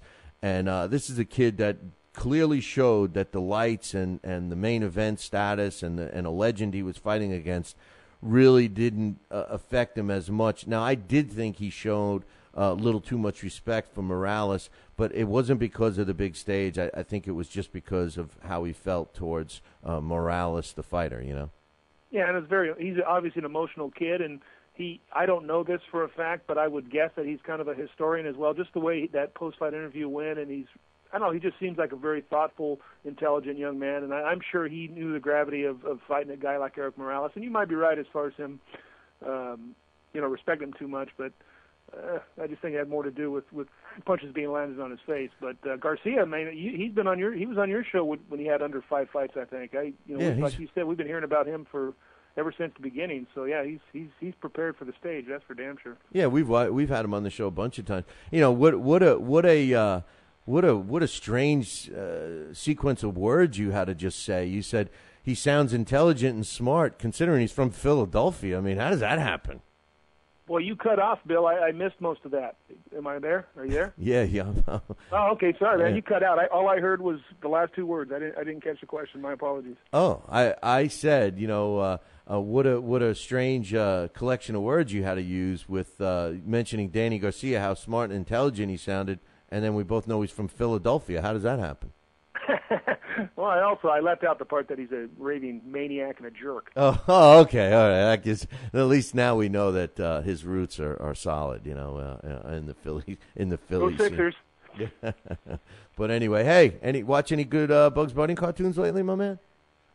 Let's see. I'm trying to come up with a nice. One coconut cream pie. No, one coconut cream pie. I hate coconut custard. You know? But anyway, Dave, it was a pleasure having you on. Let's make it more often and keep in touch, my man. All right. Hello to the boys in the chat room, and thanks for having me on, Billy C. Talk to you later. Hey, they're wondering why you didn't go in there. They're thinking you've become a snob. Are you a West Coast snob now or what? How many times do I have to tell you people my computer's broken? How many times do I have to tell you the phone in the limo's busted and I can't get in touch with my bitches? Yeah. No, my computer's busted. Yeah. Well, I only have my iPhone, so I can't get in there. I wished I could, but you know that can't do it for now. That old XT, you knew it wasn't going to last forever, man. You know, come on, man. Yeah, my computer looks like that one Matthew Broderick had in War Games. You ever see that one? Would you like to play a game? Yeah. You know that thing? Yeah, that's what mine looks like now. But actually, you know, things are looking up. I think I'm going to go get me one this weekend, so we'll see what happens. There you go. Man, if I had your money, I'd throw mine in the street. Going out and treating yourself. Well, apparently I've thrown mine in the street because I can't find any. Well, our streets are not paved with gold the way you rich guys live out in California. So yeah, I'm rich, all right. Yeah. Hey, well, listen, we'll talk to you next time, my man. Take care. Thanks, Big. All right, that's Dave Wilcox calling us all the way from California. You know, who doesn't like listening to Dave? You know, come on, man. Who? Is there anybody out there?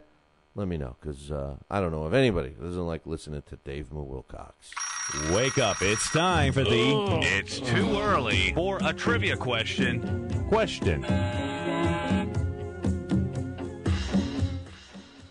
Well, could it be that we have a winner? Could it be that we have a winner? Let's see. Prior to George Foreman's comeback after a 10-year retirement, only he and one other former world heavyweight champion had fought in one fight that went 12 rounds. All right? Only one fight. Who was the other guy? Hung around here for a long time. And I got to give a shout-out to my man, Matt Comer. Now, Matt Comer's from England area. Oh, I shouldn't say England. Let me just say the UK, because if he's not from England and he's from another part of the UK, you know how touchy everybody gets. But my man, Matt, I got to give him a shout-out because he's always getting the questions. He's always trying to get the questions, and he prides himself on doing it from his memory, from recollection. Now, I am going to give him a little asterisk here because he listens to the shows a day behind. He's a podcast listener, and he listens live. And he had the correct answer yesterday. However, he wasn't the first one, and I had to sadly tell him that Dale Regas beat him by 8 minutes. And Dale Regas lives in New York City. He's a Fight Now viewer. And that's what we're trying to do. We're trying to get everybody to tell us where they're calling from and how they're watching the show. He says, I'm a live viewer on Fight Now. I live in New York City. And he knew that the other fighter was none other than one of my favorite fighters. Sonny Liston fought in only one fight that lasted 12 rounds. It was a 12-round decision over Eddie Machen. And congratulations to Dale Regas. He's going to receive Dave Murphy's favorite book ever written. It's a Dr. Freddie Pacheco story called Blood in My Coffee. So congratulations to Dale. We'll be sending that out to you. You sent me your address, so I appreciate that. So we have a new question. And what's on the line today is another one of, I like this book. There's a lot of books about Evander Holyfield. This one's called Evander Holyfield Way, and it's written by James Thomas. And this is actually, in my opinion, one of the best books on Evander Holyfield. It tells it like it is, and it really opens up some things about Evander Holyfield that maybe you don't know. So that's on the line for whoever can get this question right. Who fought the most fights between 1920 and 1929?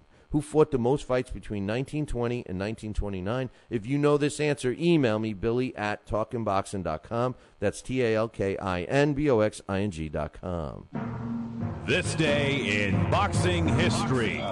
And today's This Day in Boxing History is being brought to us by Campanaro and Tomkovich. If you need a lawyer, use the ones that keep me out of trouble. Campanaro and Tomkovich, give them a call, 845-221-4099, and tell them Billy C. said that I'll pick up the consultation fee, 845-221-4099. On this day, March 29th in 1988, Lloyd Honeyghan knocks out Jorge Vaca in the third round to regain the WBC World Welterweight title, and that fight took place on this day, March 28th in 1988 in London. Hey, man, that concludes our show for today. One important thing I got to tell you.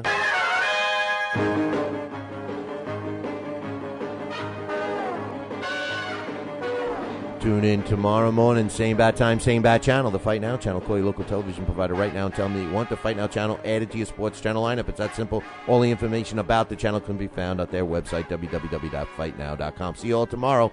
Ciao, baby.